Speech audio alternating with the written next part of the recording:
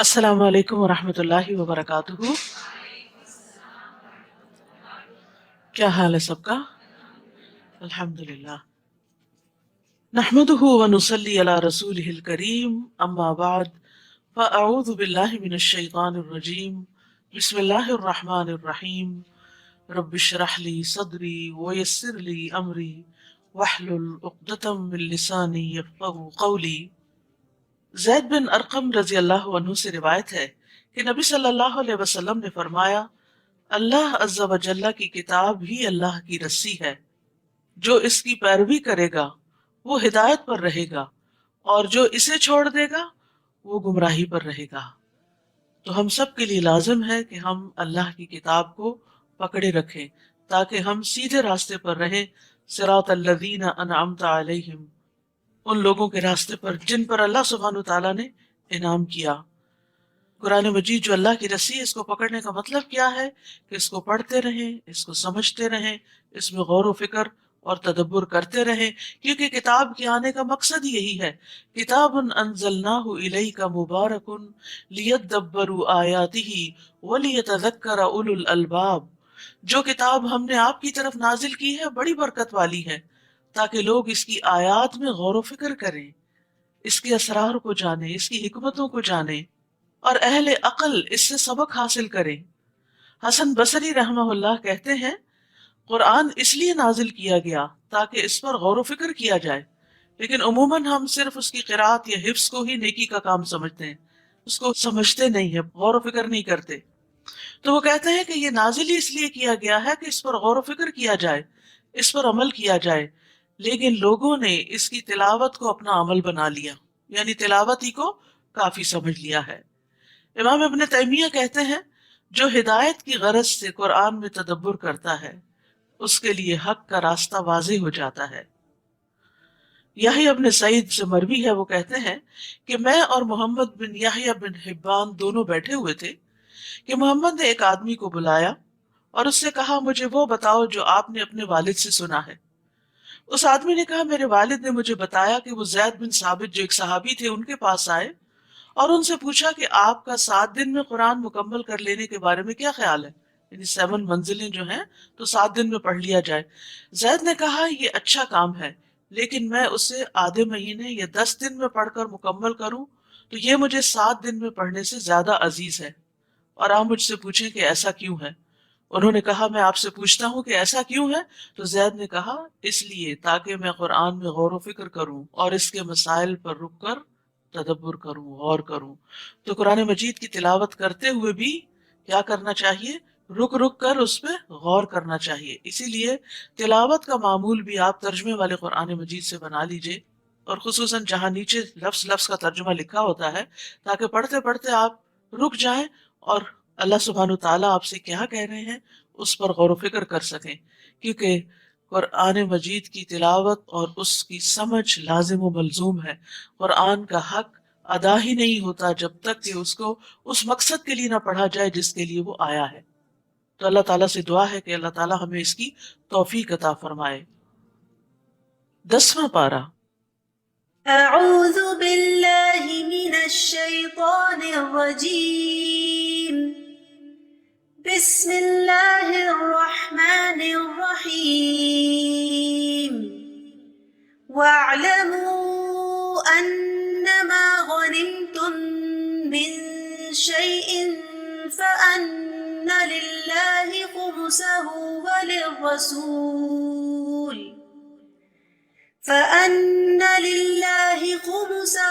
وللرسول ولذي القربى واليتامى والمساكين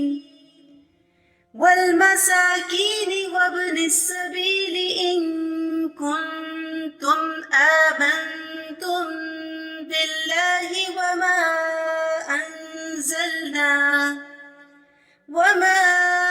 أنزلنا على عبدنا يوم الفرقان يوم التقى الجمعان والله على كل شيء قدير. شروع کرتی ہوں اللہ کے نام سے جو بے انتہا مہربان نہایت رحم فرمانے والا ہے۔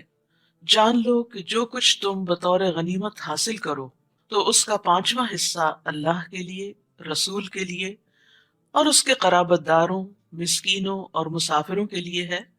اگر تم اللہ پر ایمان رکھتے ہو اور اس فتح و نصرت پر جو فیصلے کے دن ہم نے اپنے بندے پر نازل کی تھی، جبکہ دونوں لشکروں میں مقابلہ ہوا، اور اللہ تعالیٰ ہر چیز پر قادر ہے۔ جنگ بدر ہی کے پس منظر میں آیات نازل ہوئی ہیں۔ جنگ بدر میں مسلمانوں کو مال غنیمت حاصل ہوا۔ اس وقت مال غنیمت کے بارے میں کوئی واضح قانون نہیں تھا، اس لیے اس بنا پر مسلمانوں میں آپس میں کچھ کشمکش بھی ہوئی اور ہر ایک نے اپنا حصہ جتانے کی کوشش کی، تو اس پر انہیں آپس کے تعلقات درست کرنے کے لیے کہا گیا، اور پھر تربیت کرنے کے بعد یہاں پر وہ طریقہ بتایا جا رہا ہے کہ مال غنیمت جو جنگ میں حاصل ہوگا وہ کس طرح تقسیم ہوگا۔ مال غنیمت پچھلی امتوں کے لیے حلال نہیں تھا، لیکن رسول اللہ صلی اللہ علیہ وسلم نے فرمایا میرے لیے مال غنیمت حلال کر دیا گیا، اور اس کی تقسیم کس طرح ہوگی کہ اس کے 5 حصے ہوں گے۔ پانچواں حصہ اللہ کے لیے اور رسول کے لیے۔ اللہ کے لیے صرف برکت کے لیے یہاں پر آیا، ورنہ اللہ سبحانہ تعالیٰ تو خود سارے رزق کا مالک ہے، ہر چیز کا مالک ہے، اسے تو اس مال میں سے کچھ بھی نہیں چاہیے۔ لیکن یہ کہ پانچواں حصہ جو خمس ہے وہ رسول اللہ صلی اللہ علیہ وسلم اور آپ کے قرابت داروں، مسکینوں، مسافروں کے لیے، اور پھر باقی جو ہیں حصے وہ جنگ میں شرکت کرنے والوں کے لیے ہیں، جن میں سے پیادہ جو ہے، جو پیدل ہے، اس کا ایک حصہ، اور جو گھڑ سوار ہے اس کے 2 حصے، ایک اس کا اور ایک اس کے گھوڑے کا خرچہ۔ اور اس طرح مال غنیمت کو تقسیم کرنے کا قانون دے دیا گیا۔ فرمایا اگر تم اللہ پر ایمان رکھتے ہو، یعنی اس کی صحیح تقسیم کا تعلق بھی ایمان کے ساتھ ہے۔ مال غنیمت امانت ہے۔ رسول اللہ صلی اللہ علیہ وسلم نے فرمایا مال غنیمت میں سے سوئی یا دھاگا یا اس سے بھی کم درجے کی چیز ہو تو وہ واپس کر دو، یعنی تقسیم سے پہلے کسی کو ایک سوئی بھی اس مال میں سے لینے کی اجازت نہیں۔ اور مال غنیمت میں خیانت سے بچو، کیونکہ وہ قیامت کے دن خائن کے لیے باعث عار اور ندامت ہوگی۔ اذ انتم بالعدوۃ الدنیا وهم بالعدوۃ القصویٰ، جب تم میدان جنگ کے اس کنارے پر تھے، یعنی مدینہ والی سائڈ پر، اور وہ دشمن پرلے کنارے پر تھے، یعنی جنگ بدر کی کچھ تصویر یہاں پیش کی جا رہی ہے، اور ابو سفیان کا قافلہ تم سے نیچے ساحل کی طرف اتر گیا تھا، اور اگر تم دونوں مسلمان اور کفار باہم جنگ کا عہد و پیمان کرتے، یعنی لڑنے کے لیے کوئی وقت مقرر کرتے، تو تم دونوں مقررہ وقت سے پہلو تہی کر جاتے، لیکن اللہ نے وہ کام پورا کرنا ہی تھا جو ہو کر رہنے والا تھا، یعنی 2 فریقوں کو جنگ بدر کے میدان میں لا کر ایک دوسرے سے بھڑا دیا۔ یہ اللہ کی تقدیر کا حصہ تھا، تاکہ جسے ہلاک ہونا ہے وہ دلیل کی بنا پر ہلاک ہو، یعنی اس میں بڑے بڑے سرداران قریش مارے گئے تھے، اور یہ ان کے لیے پیغمبر صلی اللہ علیہ وسلم کے ساتھ طرح طرح کی زیادتیاں کرنے کا ایک بدلہ تھا، یہ ایک عذاب تھا ان کے لیے۔ تو اللہ تعالیٰ کیا چاہتا تھا کہ ان کی قوت توڑ دے، اور جسے زندہ رہنا ہے یعنی اسلام کو، مسلمانوں کو، وہ بھی دلیل کی بنا پر زندہ رہے، اور اللہ تعالیٰ یقیناً سننے والا اور جاننے والا ہے۔ اے نبی صلی اللہ علیہ وسلم وہ وقت یاد کیجئے جب تمہارے خواب میں اللہ تعالیٰ تمہیں کافر تھوڑے دکھلا رہا تھا تاکہ مسلمانوں کا حوصلہ مضبوط رہے، اور اگر وہ آپ کو زیادہ دکھلاتا تو تم لوگ ہمت ہار دیتے اور اس معاملے میں جھگڑنا شروع کر دیتے کہ ہمیں مقابلہ کرنا بھی چاہیے یا نہیں، لیکن اللہ نے تمہیں بچا لیا۔ یقیناً وہ دلوں کے راز تک جانتا ہے، اور کس طرح اللہ تعالیٰ مدد کرتا ہے، اور نبی کا خواب سچا بھی ہوتا ہے۔ اور یاد کرو جب تم دشمن سے ملے، اللہ نے تمہاری نظروں میں دشمن کی تعداد تھوڑی دکھلائی، اور دشمن کی نظروں میں تمہیں تھوڑا کر کے پیش کیا، تاکہ وہ سمجھے کہ تھوڑے سے لوگ ہیں، ان کے ساتھ تو بہت بڑے مقابلے کی ضرورت نہیں، تاکہ اللہ وہ کام پورا کر دے جس کا ہونا مقدر تھا، اور سب کاموں کا انجام تو اللہ ہی کے پاس ہے۔ ساری قدرت اور طاقت اور ہر چیز کو کرنا تو اسی کے ہاتھ میں ہے۔ اس لیے زندگی میں جب کوئی مشکل وقت آئے اس کو پکارے، اس کی مدد حاصل کرے، اس کی طرف راغب ہوں، کیونکہ کرنا اس نے ہے۔ یعنی بہت سی چیزیں ہم سمجھتے ہیں کہ میرے کرنے سے یا کسی انسان کے کرنے سے ہی مسئلہ حل ہوگا۔ کوششیں اپنی جگہ ہوں، مسلمان میدان جنگ میں تھے، کوشش میں تھے، انہوں نے اپنا سب کچھ حاضر کر دیا تھا اسلام کے لیے، لیکن بتانا یہاں یہ مقصود تھا کہ صرف تمہاری کوششوں سے تمہیں یہ کامیابی حاصل نہیں ہوئی، بلکہ یہ اللہ سبحانہ وتعالیٰ کی طرف سے آئی ہے۔ وَمَن نَّصْرُ إِلَّا مِنْ عِندِ اللَّهِ۔ یا ایھا الذین آمنوا، اے ایمان والو، جب کسی گروہ سے تمہارا مقابلہ ہو تو ثابت قدم رہو۔ ثابت قدمی بڑی ضروری ہے۔ زندگی میں کوئی بھی کام انسان جم کے کرتا ہے تو کامیابی حاصل ہوتی ہے، چاہے وہ کچھوے کی چال ہی کیوں نہ چل رہا ہو۔ بہت سے لوگ بڑی بڑی ذہانتوں کے مالک ہوتے ہیں، بہت سے وسائل ان کے پاس ہوتے ہیں، لیکن زندگی میں کامیاب نہیں ہوتے، کیونکہ وہ مستقل مزاجی کے ساتھ کام نہیں کرتے، کام میں ثابت قدمی نہیں دکھاتے۔ کبھی ایک چیز شروع کر لیتے ہیں، آدھی کی، کچھ کی، اور پھر اس کے بعد اس کو چھوڑ دیا، کچھ اور شروع کر دیا، پھر وہاں دل نہ لگا، کچھ اور شروع کر دیا۔ یونیورسٹی جاتے ہیں تو اپنی لائن چینج کرتے رہتے ہیں، کبھی ایک سبجیکٹ رکھ لیا، کبھی اس کو چینج کر کے کچھ اور رکھ لیا، اور کہیں کے بھی نہیں رہتے، اور اینڈ آف دا ڈے وہ کچھ کرنے کے قابل نہیں ہوتے۔ تو انسان دین کا معاملہ ہو یا دنیا کا معاملہ ہو، کسی چیز کو جب اختیار کرے تو شرح صدر کے ساتھ اللہ سے دعا کر کے، استخارہ کر کے، فَإِذَا عَزَمْتَ فَتَوَكَّلْ عَلَى اللَّهِ، جب عزم کر لو، پکا ارادہ کر لو کہ یہ کرنا ہے تو پھر کر کے چھوڑیں، مشکلات سے گھبرا کر اس کام کو چھوڑ نہ دیں۔ تو جب کسی گروہ سے تمہارا مقابلہ ہو تو ثابت قدم رہو، اور دوسرا کام وَاذْكُرُوا اللَّهَ كَثِيرًا، اور اللہ کو بکثرت یاد کیا کرو، یعنی اپنی ہمت بھی لگاؤ اور اللہ کی یاد بھی زیادہ سے زیادہ ہو تاکہ تم کامیاب رہو۔ تو یہاں کامیابی کے دو نکات بتا دیے گئے، ثابت قدمی اور اللہ کا ذکر، اللہ کے ذکر کی کثرت، صرف ذکر ہی نہیں، بہت زیادہ ذکر، بہت زیادہ دعائیں، التجائیں، فریادیں، جیسے پیچھے بھی آیا اذ تستغیثون ربکم، جب تم اپنے رب سے فریادیں کر رہے تھے، تو نبی صلی اللہ علیہ وسلم کون سی دعا کے ساتھ فریاد کر رہے تھے؟ یا حی یا قیوم برحمتک استغیث، تیری رحمت کی میں فریاد کرتا ہوں، تو اپنی رحمت برسا دے۔ تو یہ کلمہ جو ہے، اس سے جب دعا کی جاتی ہے تو قبولیت پاتی ہے۔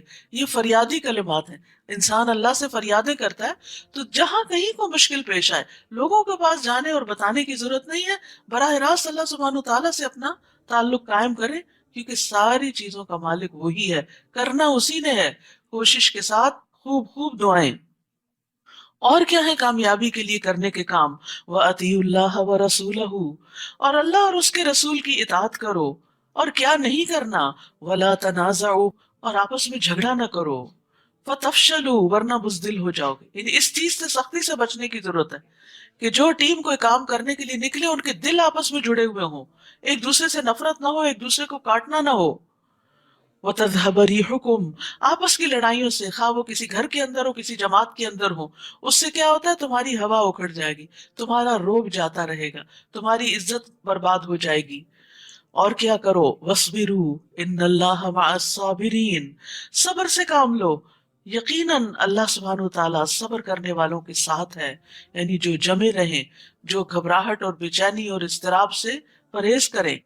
تو یاد رکھیے، جھگڑا ناکامی کی طرف لے جاتا ہے، کیونکہ جھگڑے سے باہم غضب بھڑکتا ہے، اور جب ایک دوسرے پر غصہ آتا ہے تو پھر ایک دوسرے سے تعاون ختم ہو جاتا ہے، اور جب تعاون ختم ہو جاتا ہے تو فوج ہو، جماعت ہو، کوئی گروہ ہو، ان کے بیچ میں رکھنے پڑ جاتے ہیں، اور پھر دل مقصد پر فوکس کرنے کی بجائے جھگڑے پر فوکس کرنا شروع کر دیتے ہیں، اور دشمن کے شر سے بچنے کی بجائے آپس میں ہی ایک دوسرے کے شر سے بچنے میں مصروف رہتے ہیں، اور اس طرح جھگڑے کی وجہ سے دشمن قابو پا جاتا ہے۔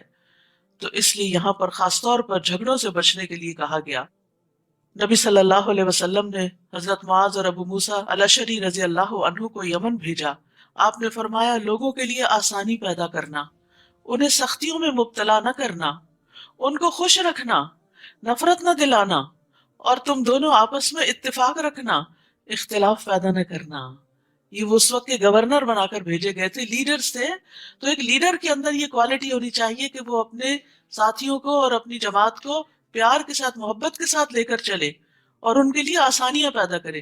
یہ نہیں کہ اب آپ کو اتھارٹی مل گئی ہے اور آپ دوسروں پر حکم چلا کر ان کی زندگی دوبھر کر دیں اور ان پر سختیاں کریں، نہیں، ان کو خوش رکھیں، نفرت نہ دلائیں، اتفاق رکھیں، اختلاف پیدا نہ کریں۔ یہ ہے کامیابی کی علامات۔ جس قوم کے اندر، جس گروہ کے اندر یہ خوبیاں پیدا ہو جاتی ہیں، وہ ترقی کی منزلیں طے کرنے لگتی ہیں۔ جابر رضی اللہ عنہ سے روایت ہے کہ میں نے نبی صلی اللہ علیہ وسلم کو فرماتے ہوئے سنا، یقیناً شیطان اس بات سے مایوس ہو چکا ہے کہ جزیرۃ العرب میں نمازی اس کی عبادت کریں، لیکن وہ ان میں لڑائی اور فساد کرا دے گا، لوگ آپس میں لڑیں گے، دین سب کا ایک ہوگا لیکن دل جدا ہو جائیں گے۔ تو یاد رکھیے کسی بھی معاملے میں جھگڑا پسندیدہ نہیں، جھگڑا چھوڑنے والے کے لیے جنت کا وعدہ ہے۔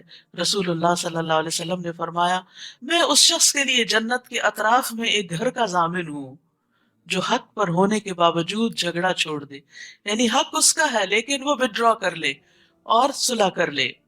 پھر فرمایا، اور ان لوگوں کی طرح نہ ہو جانا جو اپنے گھروں سے اتراتے ہوئے اور لوگوں کو اپنی شان دکھلاتے ہوئے نکلے۔ اشارہ ہے کفار قریش کی طرف کہ جو مقابلے کے لیے آ رہے تھے تو بہت دھوم دھڑاکے کے ساتھ۔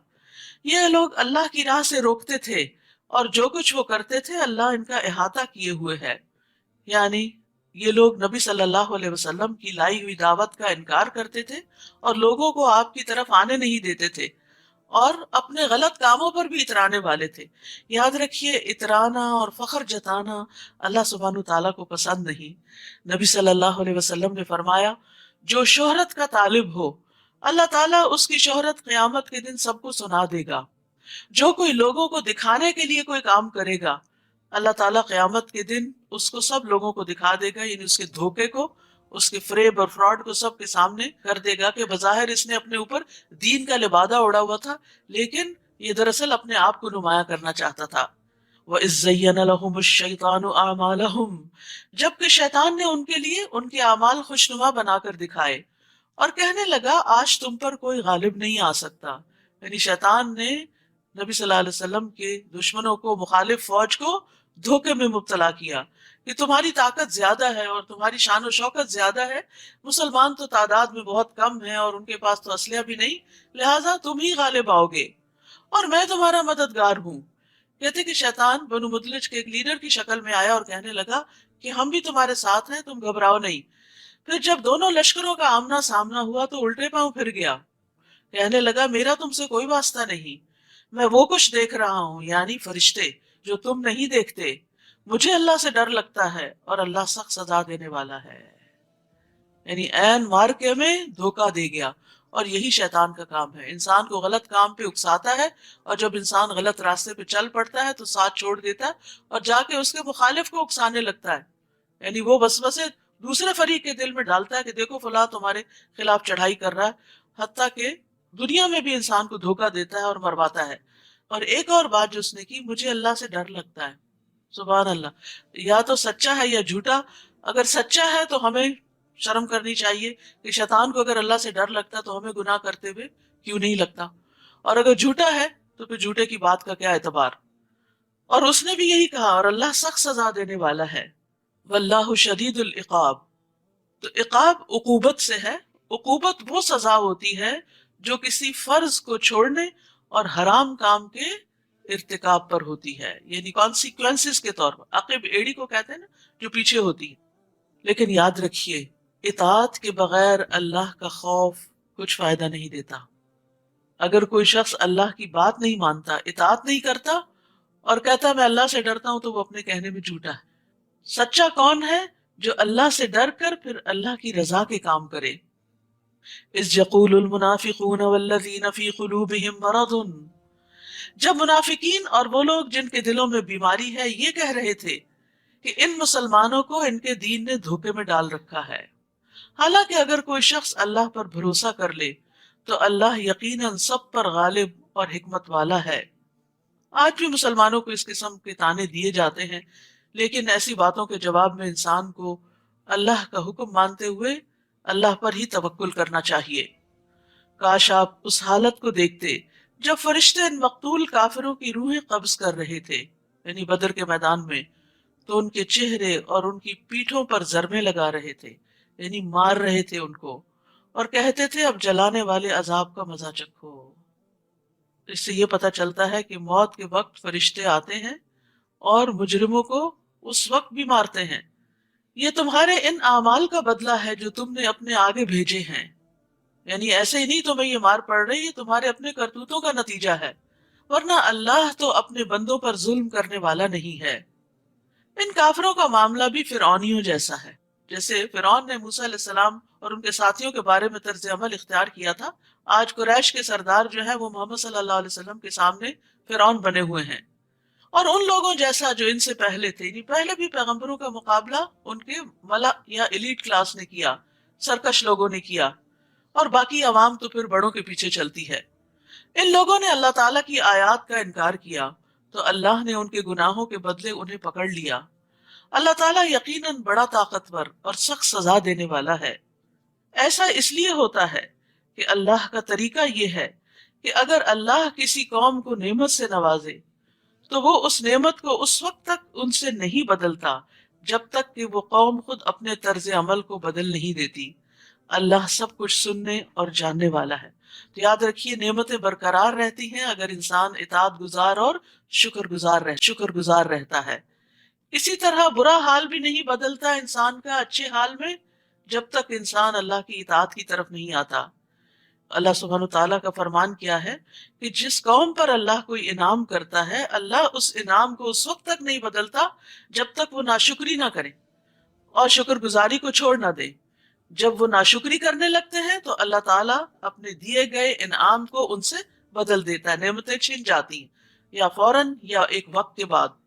آج آپ دیکھیے کہ جس طرح ہم اس وقت ریسورسز کو غلط طریقے سے استعمال کر رہے ہیں، جیسے کچھ ممالک میں پانی کی کمی ہوتی چلی جا رہی، اس کے باوجود پانی کا جو ضیاع ہے اس سے لوگ پرہیز نہیں کرتے۔ تو یہ سب نعمتیں ہیں اللہ کی، اللہ تعالیٰ دیتا ہے، لیکن جب لوگ نعمتوں کو ابیوز کرتے ہیں تو پھر اللہ سبحانہ تعالیٰ ان کو مشقتوں میں ڈال دیتا ہے۔ تو انسان کو چاہیے کہ نعمتوں کا صحیح استعمال کرے، نعمت استعمال کر کے شکر گزار ہو اور اللہ تعالیٰ سے مزید نعمتیں طلب کرتا رہے، تو دنیا اور آخرت میں خیر کا باعث بننے والی نعمتوں کا سوال کرنا چاہیے۔ انس رضی اللہ عنہ کہتے ہیں کہ ایک مرتبہ رسول اللہ صلی اللہ علیہ وسلم اپنے کسی صحابی کی عیادت کے لیے تشریف لے گئے۔ وہ چوزے کی طرح ہو چکے تھے، تو آپ نے ان سے پوچھا، کیا تم اللہ تعالیٰ سے کوئی دعا مانگتے تھے؟ اس نے کہا، جی ہاں، میں یہ دعا مانگتا تھا کہ اے اللہ، تو نے مجھے آخرت میں جو سزا دینی ہے وہ دنیا میں ہی دے دے۔ تو رسول اللہ صلی اللہ علیہ وسلم نے اس سے فرمایا، تم اللہ کے عذاب کی طاقت نہیں رکھتے؟ تم نے یہ دعا کیوں نہ کی، اللہم ربنا آتنا فی الدنیا حسنہ وفی الآخرۃ حسنہ وقنا عذاب النار؟ یعنی سزا نہیں کبھی مانگنی چاہیے بلکہ بھلائیاں مانگنی چاہیے۔ مصیبت اور پریشانی میں بھی اللہ تعالیٰ سے عافیت مانگنی چاہیے، بیماری ہو تو شفا مانگنی چاہیے۔ كدأب آل فرعون والذین من قبلہم كذبوا بآیات ربہم فأہلکناہم بذنوبہم وأغرقنا آل فرعون وکل كانوا ظالمین۔ ان لوگوں کا معاملہ، یعنی نبی صلی اللہ علیہ وسلم کے ان دشمنوں کا معاملہ بھی آل فرعون جیسا ہے اور ان لوگوں جیسا جو ان سے پہلے تھے، یعنی پچھلے انبیاء کے جو دشمن تھے۔ انہوں نے اپنے رب کی آیات کو جھٹلایا تو ہم نے انہیں ان کے گناہوں کی پاداش میں ہلاک کر دیا، اور فرعون کی قوم کو غرق کر دیا، کیونکہ فرعون ان سب کے مقابلے میں زیادہ سخت دشمن تھا اور یہ سبھی لوگ ظالم تھے۔ تو کفار قریش کو بتایا یہ جا رہا ہے کہ آج تمہارے سامنے بھی وہی انجام آ رہا ہے جو پچھلے انبیاء کے مخالفین کا انجام ہوا تھا، کہ ان کی قوموں کو تباہ کر دیا گیا تھا۔ لیکن محمد صلی اللہ علیہ وسلم کی قوم میں سے جو ایمان لائے ان کو بچا لیا گیا، اور جنہوں نے نہیں مانا ان میں سے کچھ جنگ بدر میں مارے گئے، اور کچھ آگے سورۃ توبہ میں آپ کو پتہ چلے گا کہ ان کے ساتھ کیا انجام ہوا۔ ان کو مہلت دینے کے بعد ان کو دھمکی دی کہ اگر تم نہیں مانتے تو یا نکل جاؤ یا تمہیں ختم کر دیا جائے گا۔ اللہ کے ہاں بدترین جانور، انسان نہیں کہا، بدترین جانور وہ لوگ ہیں جنہوں نے حق کا انکار کر دیا، پھر وہ ایمان لانے پر تیار نہیں، یعنی رسول کو اپنے سامنے پا کر، قرآن کو اپنے سامنے پا کر، سارے دلائل دیکھ کر پھر بھی نہیں مانے، تو پھر ایسے لوگ انسان ہی نہیں۔ وہ لوگ جنہوں نے آپ سے عہد کیا پھر وہ ہر بار ہی اپنے عہد کو توڑ دیتے ہیں اور اللہ سے ڈرتے نہیں۔ جیسے فرعونیوں نے موسیٰ علیہ السلام سے عہد کیے کہ اگر ہماری مشکل ٹل جائے تو ہم مان جائیں گے، لیکن پھر عہد توڑ دیتے، پھر مشکل آتی، پھر وہی سلسلہ چل پڑتا۔ ایسے عہد شکن لوگ اگر آپ کو میدان جنگ میں مل جائیں تو انہیں عبرتناک سزا دیں تاکہ ان کے پچھلے بھی سبق حاصل کریں، اور اگر آپ کو کسی قوم سے خیانت، عہد شکنی کا خطرہ ہو تو برابری کی سطح پر ان کا معاہدہ ان کے آگے پھینک دیں، کیونکہ اللہ تعالیٰ خیانت کرنے والوں کو پسند نہیں کرتا۔ یعنی جن قوموں کے ساتھ معاہدے ہوں ان معاہدوں کو پورا کیا جائے۔ المائدہ میں بھی معاہدے پورے کرنے کا حکم دیا گیا تھا، تو معاہدہ چاہے کسی مسلمان سے ہو یا نان مسلم سے ہو، اسے پورا کرنا چاہیے۔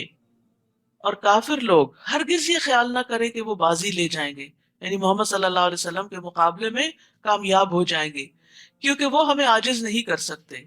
اللہ سبحانہ تعالیٰ نے آخر کار ہر پیغمبر کو فتح بخشی، اور جہاں تک ممکن ہو کافروں کے مقابلے میں قوت اور جنگی گھوڑے تیار رکھو۔ یعنی نبی صلی اللہ علیہ وسلم کو حکم دیا جا رہا ہے کہ اللہ کی مدد اور اللہ کا ذکر اور اللہ سے دعا کرنے کے ساتھ ساتھ اپنی تیاریاں بھی جاری رکھو، جن سے تم اللہ کے اور اپنے دشمنوں کو اور ان دوسرے دشمنوں کو خوف زدہ کر سکو جنہیں تم نہیں جانتے مگر اللہ انہیں جانتا ہے۔ اور جو کچھ بھی تم اللہ کی راہ میں خرچ کرو گے تمہیں اس کا پورا پورا بدلہ مل جائے گا، اور تمہارے ساتھ کچھ بے انصافی نہ ہوگی۔ یعنی اس تیاری کے لیے لازماً مال درکار ہے، تو جو اپنے مال میں سے کچھ بھی خرچ کرے گا وہ اللہ کے ہاں اس کا بدلہ پائے گا۔ اور اگر وہ صلح کی طرف مائل ہو، یعنی تمہارے دشمن صلح کرنا چاہتے ہو اور آپ کو یہ اندیشہ ہو کہ شاید وہ دھوکہ دے جائیں، تو آپ بھی اللہ پہ بھروسہ کرتے ہوئے صلح پر آمادہ ہو جائیے، کیونکہ ہمارا دین صلح پسند ہے، جنگ صرف بوقت ضرورت ہے۔ یقیناً وہ سب کچھ سننے والا اور جاننے والا ہے، اور اگر وہ آپ کو دھوکہ دینے کا ارادہ رکھتے ہو تو آپ کے لیے اللہ کافی ہے۔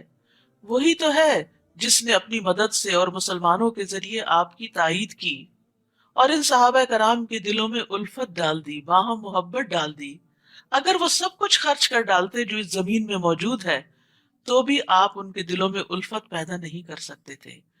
محبتیں مال سے پیدا نہیں کی جا سکتی۔ بعض گھرانوں میں آپ دیکھیں کہ شوہر بڑے بڑے قیمتی تحفے بیویوں کو لا کر دیتے ہیں، لیکن وقت نہیں دیتے، پاس نہیں بیٹھتے، جذبات کا خیال نہیں رکھتے۔ وہ سمجھتے ہیں کہ صرف مال دے کے خوش کیا جا سکتا ہے، تو وہ کبھی بھی اپنی بیوی کی محبت حاصل نہیں کر سکتے۔ اس کے برعکس ایک غریب شوہر جو بیوی کے جذبات کا خیال رکھتا ہے، اپنی حیثیت کے مطابق اس کی ضروریات کا خیال رکھتا ہے، کیئرنگ ہے، وہ کہیں زیادہ جواب میں محبت اور عزت پاتا ہے۔ اور یہ کسی بھی رشتے اور کسی بھی ریلیشن کے معاملے میں ہے کہ آپ لوگوں کو مال سے نہیں خرید سکتے۔ مال سے خریدے ہوئے لوگ وقتی فائدہ دے سکتے ہیں آپ کو، ان کے دلوں میں آپ کی مستقل محبت نہیں ہو سکتی۔ تو یہاں بھی اللہ سبحانہ تعالیٰ فرما رہے ہیں کہ یہ محبت اللہ نے دلوں میں ڈالی ہے۔ اگر آپ وہ سب کچھ خرچ کر ڈالتے جو زمین میں، پورے کی پوری دولت، پوری زمین کا سامان، تو بھی آپ ان کے دلوں میں الفت نہیں پیدا کر سکتے تھے۔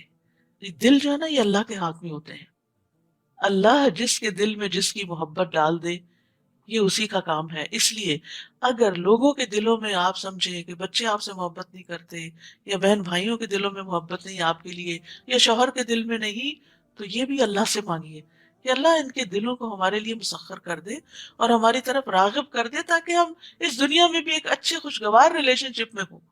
کیونکہ جب آپ کسی سے محبت کرتے ہو، جواب میں آپ کو محبت نہ ملے، تو یہ بڑی تکلیف دہ بات ہوتی ہے۔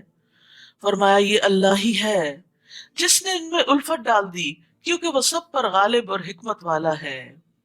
ابن عباس کہتے ہیں بے شک جب اللہ کچھ دلوں کو ایک دوسرے کے قریب کر دیتا ہے تو کوئی چیز انہیں دور نہیں کر سکتی۔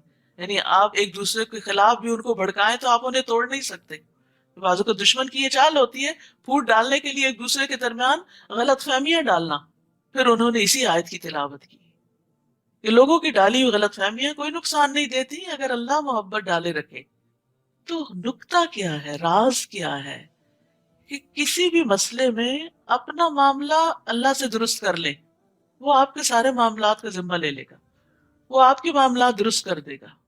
ہم بعض اوقات دوسروں کو بلیم کرنا شروع کر دیتے ہیں، یا صرف رونے دھونے سے کام لیتے ہیں، اللہ سبحانہ و تعالیٰ کی طرف رجوع نہیں کرتے اور مسائل حل نہیں ہوتے۔ تو سب سے آسان طریقہ کیا ہے؟ ایاک نعبد و ایاک نستعین، تیری ہم عبادت کر، تیرے ہم بندے ہیں، تجھ سے ہی مدد چاہتے ہیں، تو نے ہی مسئلہ حل کرنا ہے، کوشش ہم کریں گے، مدد تو کرے گا۔ اور پھر آپ دیکھیں کیسے کیسے ونڈرز ہوتے ہیں۔ اور پھر یہ دعائیں بھی پڑھنی چاہیے، اللہم الف بین قلوبنا واصلح ذات بیننا واہدنا سبل السلام، آخر تک۔ اے اللہ ہمارے دلوں میں الفت پیدا کر دے اور ہمارے آپس کے معاملات کی اصلاح کر دے۔ یہ گھروں کے جھگڑے فساد میں بڑی بہترین دعا ہے۔ اور ہمیں سلامتی کے راستوں کی طرف رہنمائی فرما، اور ہمیں اندھیروں سے نجات دے کر نور کی طرف لے آ، اور ہمیں تمام ظاہری اور چھپی بدکاریوں سے محفوظ رکھ۔ اور ہمارے کانوں اور ہماری آنکھوں اور ہمارے دلوں اور ہمارے گھر والوں اور ہمارے بچوں میں برکتیں عطا فرما اور ہماری توبہ قبول فرما۔ بلا شبہ تو بہت زیادہ توبہ قبول کرنے والا ہے اور رحمت کرنے والا ہے، اور ہمیں اپنی نعمتوں کا شکر کرنے والا بنا دے اور ان کی تعریف کرنے والا اور ان کو قبول کرنے والا بنا دے، اور ان نعمتوں کو ہم پر مکمل فرما دے۔ یہ دعائیں اور اسی طرح کی اور دعائیں جو ہیں، یہ چھوٹی سی کتاب ہے قرآنی اور مسنون دعائیں، ان میں موجود ہیں۔ آپ اپنا روز کا معمول بنا لیں کہ شروع سے لے کے آخر تک اس کو 4 دن میں پڑھیں، ہفتے میں پڑھیں، روز کا ایک صفحہ پڑھیں، کچھ نہ کچھ دعائیں۔ اس طرح آپ دیکھیں ساری اچھی اچھی دعائیں آپ مانگ لیں گے، ورنہ اگر اپنے حافظے اور اپنی سوچ اور اپنے دل سے یہ مانگنا پڑے تو ہم یہ سارا کچھ مانگ ہی نہیں سکتے۔ نبی صلی اللہ علیہ وسلم کی دعائیں بہت جامع دعائیں ہیں۔ جو کچھ آپ نے مانگا، جس طریقے سے مانگا، ہم تو اس کی خاک کے برابر بھی نہیں، ہمیں تو مانگنا بھی نہیں آتا، ہمیں صرف پریشان ہونا آتا ہے، اس کا حل نہیں آتا۔ تو اس لیے بہت ضروری ہے کہ ہم اچھی دعائیں مانگنے والے بنیں۔ تو یہ دعائیں خود اپنے لیے بھی پڑھا کریں اور سب کی طرف سے بھی پڑھا کریں۔ اور پھر خاص طور پہ آپ دیکھیے رمضان آ رہا ہے، سحری کے وقت، افطاری کے وقت روزے دار کی دعا قبول ہوتی ہے، دن کے وقت، نمازوں کے بعد، تاک راتوں میں، ليلۃ القدر میں، معلوم نہیں کون کون سی دعائیں قبول ہو جائیں اور زندگی کا نقشہ ہی بدل جائے۔ یا ایہا النبی حسبک اللہ ومن اتبعک من المؤمنین، اے نبی آپ کے لیے اور ان مومنوں کے لیے جو آپ کے حکم پر چلتے ہیں اللہ ہی کافی ہے۔ اللہ کس کے لیے کافی ہوتا ہے؟ ان مومنوں کے لیے جو نبی صلی اللہ علیہ وسلم کی پیروی کریں۔ یاد رکھیے اللہ کے احکامات کی حفاظت کریں تو اللہ کی حفاظت ملتی ہے۔ عبداللہ بن عباس کہتے ہیں ایک دن میں رسول اللہ صلی اللہ علیہ وسلم کے پیچھے سوار تھا، 10-11 سال کے تھے اس وقت آپ نے فرمایا اے لڑکے میں تجھے چند کلمات سکھا رہا ہوں، اللہ کے احکام کی حفاظت کرو، اللہ تمہاری حفاظت کرے گا۔ چھوٹے بچوں کو بھی یہ باتیں سمجھا دینی چاہیے تاکہ بچپن سے ہی وہ اپنی نمازوں کی حفاظت کرے، اپنے روزوں کی، اپنے ذکر اذکار کی، اپنے اخلاق کی۔ اللہ کی حفاظت کرو یعنی اللہ کے احکام کی، تم اسے اپنے سامنے پاؤ گے، پھر تمہاری دعائیں قبول ہوں گی، تمہیں اللہ کی طرف سے مدد آئے گی۔ اور یاد رکھیے جو اطاعت نہیں کرتا پھر اس کے لیے حفاظت کا ذمہ بھی نہیں۔ نبی صلی اللہ علیہ وسلم نے فرمایا جان بوجھ کر نماز مت ترک کیا کرو، مت چھوڑا کرو، اس لیے کہ جو شخص جان بوجھ کر نماز چھوڑ دیتا ہے تو یقیناً اس سے اللہ کی ذمہ داری ختم ہو جاتی ہے، پھر وہ اس کو اس کے حوالے کر دیتا ہے، پھر وہ جدھر بھٹکے۔ پھر فرمایا یا ایھا النبی حرض المؤمنین علی القتال، اے نبی مسلمانوں کو قتال پر ابھاریے، اگر تم میں سے 20 صابر ہوں تو 200 پر غالب آئیں گے۔ کامیابی صبر کے ساتھ ہے، وَاعْلَمْ أَنَّ النَّصْرَ مَعَ الصَّبْرِ، اور اگر 100 ہوں تو کافروں کے 1000 آدمیوں پر غالب آئیں گے، کیونکہ وہ ایسی قوم ہے جو سمجھ نہیں رکھتے۔ تو دین کی سمجھ رکھنے، اللہ کی معرفت اختیار کرنے اور اللہ تعالیٰ کے احکامات کو سمجھنے والا اللہ کی مدد پاتا ہے۔ اب اللہ نے تم سے تخفیف کر دی اور اسے معلوم ہوا کہ ابھی تم میں ضعف ہے، کمزوری ہے، لہٰذا اگر تم میں سے 100 صبر کرنے والے ہوں تو وہ 200 پہ غالب آ جائیں گے، اور اگر 1000 ہوں تو اللہ کے حکم سے 2000 پہ غالب آئیں گے، اور اللہ صبر کرنے والوں کے ساتھ ہے۔ واللہ مع الصابرین، کتنی بڑی خوشخبری ہے۔ صبر مشکل ہوتا ہے نا، جب کوئی تکلیف دینے والی بات یا کام یا چیز سامنے آتی ہے یا کوئی غم دینے والی یا خوف میں مبتلا کرنے والی، تو ہم صبر کا دامن چھوڑ دیتے ہیں اور سمجھتے ہیں کہ شاید واویلا کرنے سے مسائل حل ہو جائیں گے، جبکہ یہاں پر کیا کہا کہ صبر کرو، اللہ سے مدد مانگو، اس انرجی کو جو غم اور خوف اور دکھ پریشانی میں لگ رہی ہے اس کو دعاؤں میں کنورٹ کر لو تو اللہ کی مدد آ جائے گی۔ واللہ مع الصابرین۔ نبی کے لیے یہ مناسب نہیں کہ اس کے پاس جنگی قیدی آتے، یہاں تک کہ زمین یعنی میدان جنگ میں کافروں کو اچھی طرح قتل نہ کر دیا جاتا۔ تم دنیا کا مال چاہتے ہو جبکہ اللہ تمہارے لیے آخرت چاہتا ہے، اور اللہ ہی غالب اور حکمت والا ہے۔ اگر ایسا ہونا پہلے سے نہ لکھا جا چکا ہوتا تو جو کچھ تم نے فدیہ لیا ہے اس کی پاداش میں تمہیں بہت بڑی سزا دی جاتی۔ جو کچھ تم نے بطور غنیمت حاصل کیا ہے اسے تم کھا سکتے ہو، یہ حلال اور پاکیزہ ہے، اور اللہ سے ڈرتے رہو، اللہ یقیناً معاف کرنے والا اور رحم کرنے والا ہے۔ اے نبی جو قیدی آپ لوگوں کے قبضے میں ہیں انہیں کہیے کہ اگر اللہ نے تمہارے دلوں میں کچھ بھلائی دیکھی تو جو کچھ مال وغیرہ تم سے لیا جا چکا ہے، یعنی فدیے کے طور پر، جنگ بدر میں آپ کو معلوم ہے کہ قیدیوں سے فدیہ لے کر انہیں چھوڑا گیا تھا، اور جو نہیں دے سکتے تھے ان کو 10 بچے پڑھانے کا کام دیا گیا تھا، تو ان کو بھی تسلی دی جا رہی۔ سبحان اللہ، یہ دین کے اندر کیا رحمت ہے کہ اللہ تعالیٰ چاہتا ہے کہ آخر تک لوگ ہدایت کے راستے پر آ جائیں۔ کہا کہ اگر تمہارے اندر کوئی خیر ہوئی تو تمہیں اللہ تعالیٰ اسلام کی ہدایت دے گا، اور آج جو فدیہ لیا گیا ہے اس سے بہتر عطا کرے گا اور تمہیں معاف کر دے گا، اور اللہ معاف کر دینے والا اور رحم کرنے والا ہے۔ اور اگر وہ آپ لوگوں سے خیانت کا ارادہ رکھتے ہوں تو اس سے پہلے وہ اللہ سے بھی خیانت کر چکے ہیں، جس کی سزا انہیں یہ ملی ہے کہ وہ آپ کے قبضے میں آ گئے۔ یہ آپ کے ساتھ مخالفت نہ کرتے تو آج یہاں قیدی نہ ہوتے، اور اللہ سب کچھ جاننے والا اور حکمت والا ہے۔ اور ان لوگوں میں، ان قیدیوں میں، نبی صلی اللہ علیہ وسلم کے داماد ابو العاص بھی تھے، آپ کے چچا عباس بھی تھے، اور بعد میں اللہ تعالیٰ نے ان کو ہدایت دی اور خیر کثیر سے نوازا بھی۔ جو لوگ ایمان لائے اور ہجرت کی اور اللہ کی راہ میں اپنے اموال اور جانوں سے جہاد کیا، اور وہ لوگ جنہوں نے ان مہاجرین کو پناہ دی اور ان کی مدد کی، یہ سب ایک دوسرے کے ولی ہیں، دلی دوست ہیں۔ اور جو لوگ ایمان لائے لیکن ہجرت نہیں کی، ان سے وہ تمہارا ولایت کا کوئی تعلق نہیں، حتیٰ کہ وہ ہجرت کر کے آ جائیں۔ اور اگر وہ دین کے معاملے میں تم سے مدد طلب کریں تو ان کی مدد کرنا تم پر لازم ہے، مگر کسی ایسی قوم کے خلاف نہیں جن سے تمہارا معاہدہ ہو، اور جو کچھ تم کرتے ہو اللہ اسے دیکھ رہا ہے۔ اور جو کافر ہیں تو وہ ایک دوسرے کے وارث ہیں، اگر تم ایسا نہ کرو گے تو ملک میں فتنہ اور بڑا فساد برپا ہو جائے گا۔ یعنی جس طرح کفار ایک دوسرے کے اولیاء ہیں، تمہیں بھی مسلمانوں کی اسی طرح مدد کرنی چاہیے۔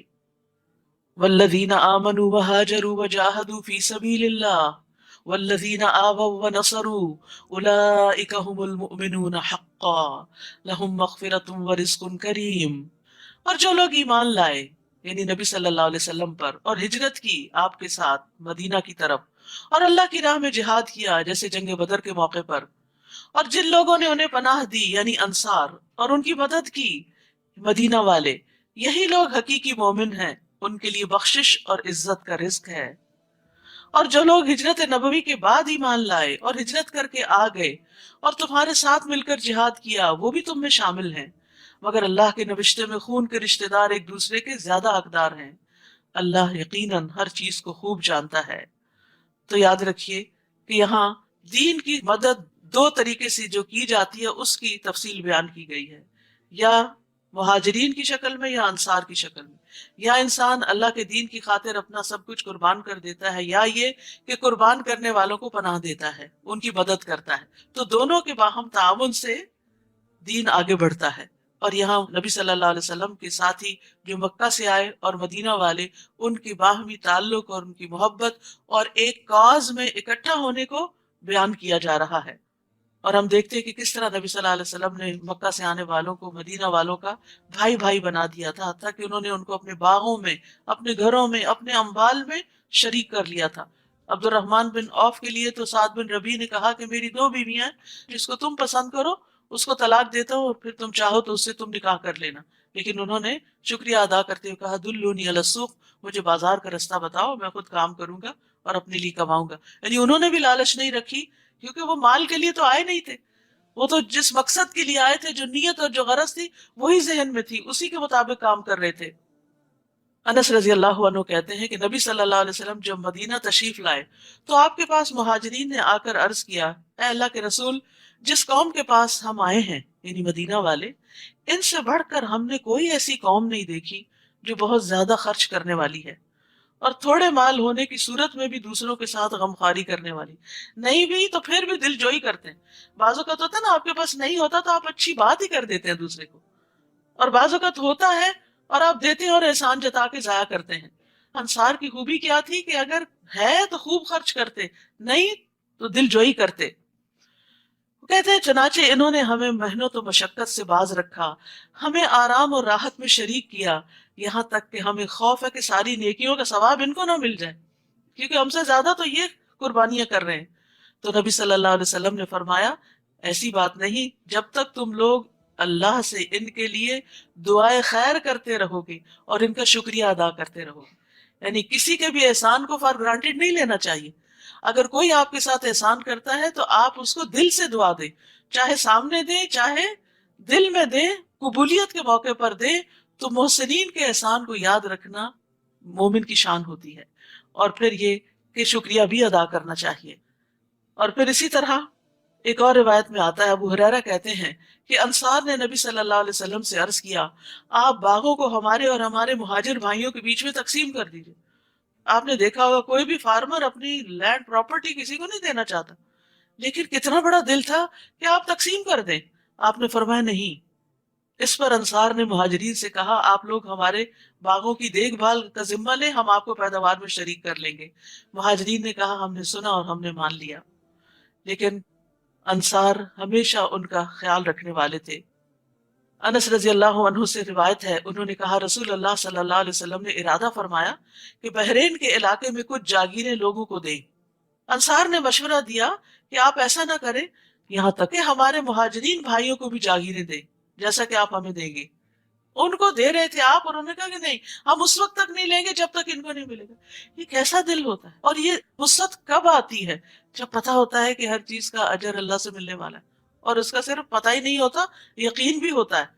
تو جو شخص اللہ پہ بھروسہ کرتا ہے، اللہ سے اجر کی توقع رکھتا ہے، اس کے دل سے دنیا کے مال کی لالچ نکل جاتی ہے، اور سمجھتا ہے اللہ کا دیا ہوا ہے، اور اللہ تعالیٰ نے اگر آج دیا تو وہ کل بھی دے گا۔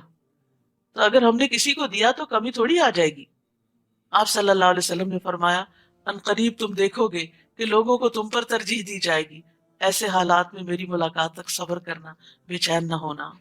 سورۃ التوبہ۔ أعوذ بالله من الشيطان الرجيم.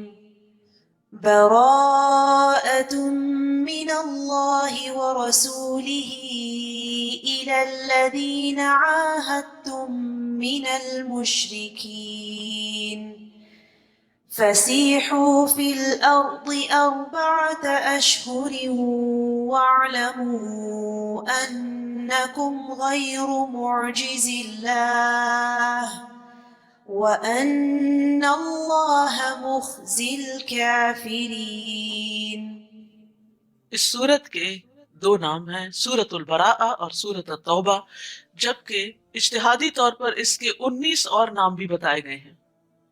یہ سورت بسم اللہ کے بغیر شروع ہوتی ہے۔ نبی صلی اللہ علیہ وسلم نے اس کو اسی طرح لکھوایا، اور پھر جب مصحف عثمانی تیار کیا گیا تو اس میں بھی اس کو اسی طرح لکھ دیا گیا۔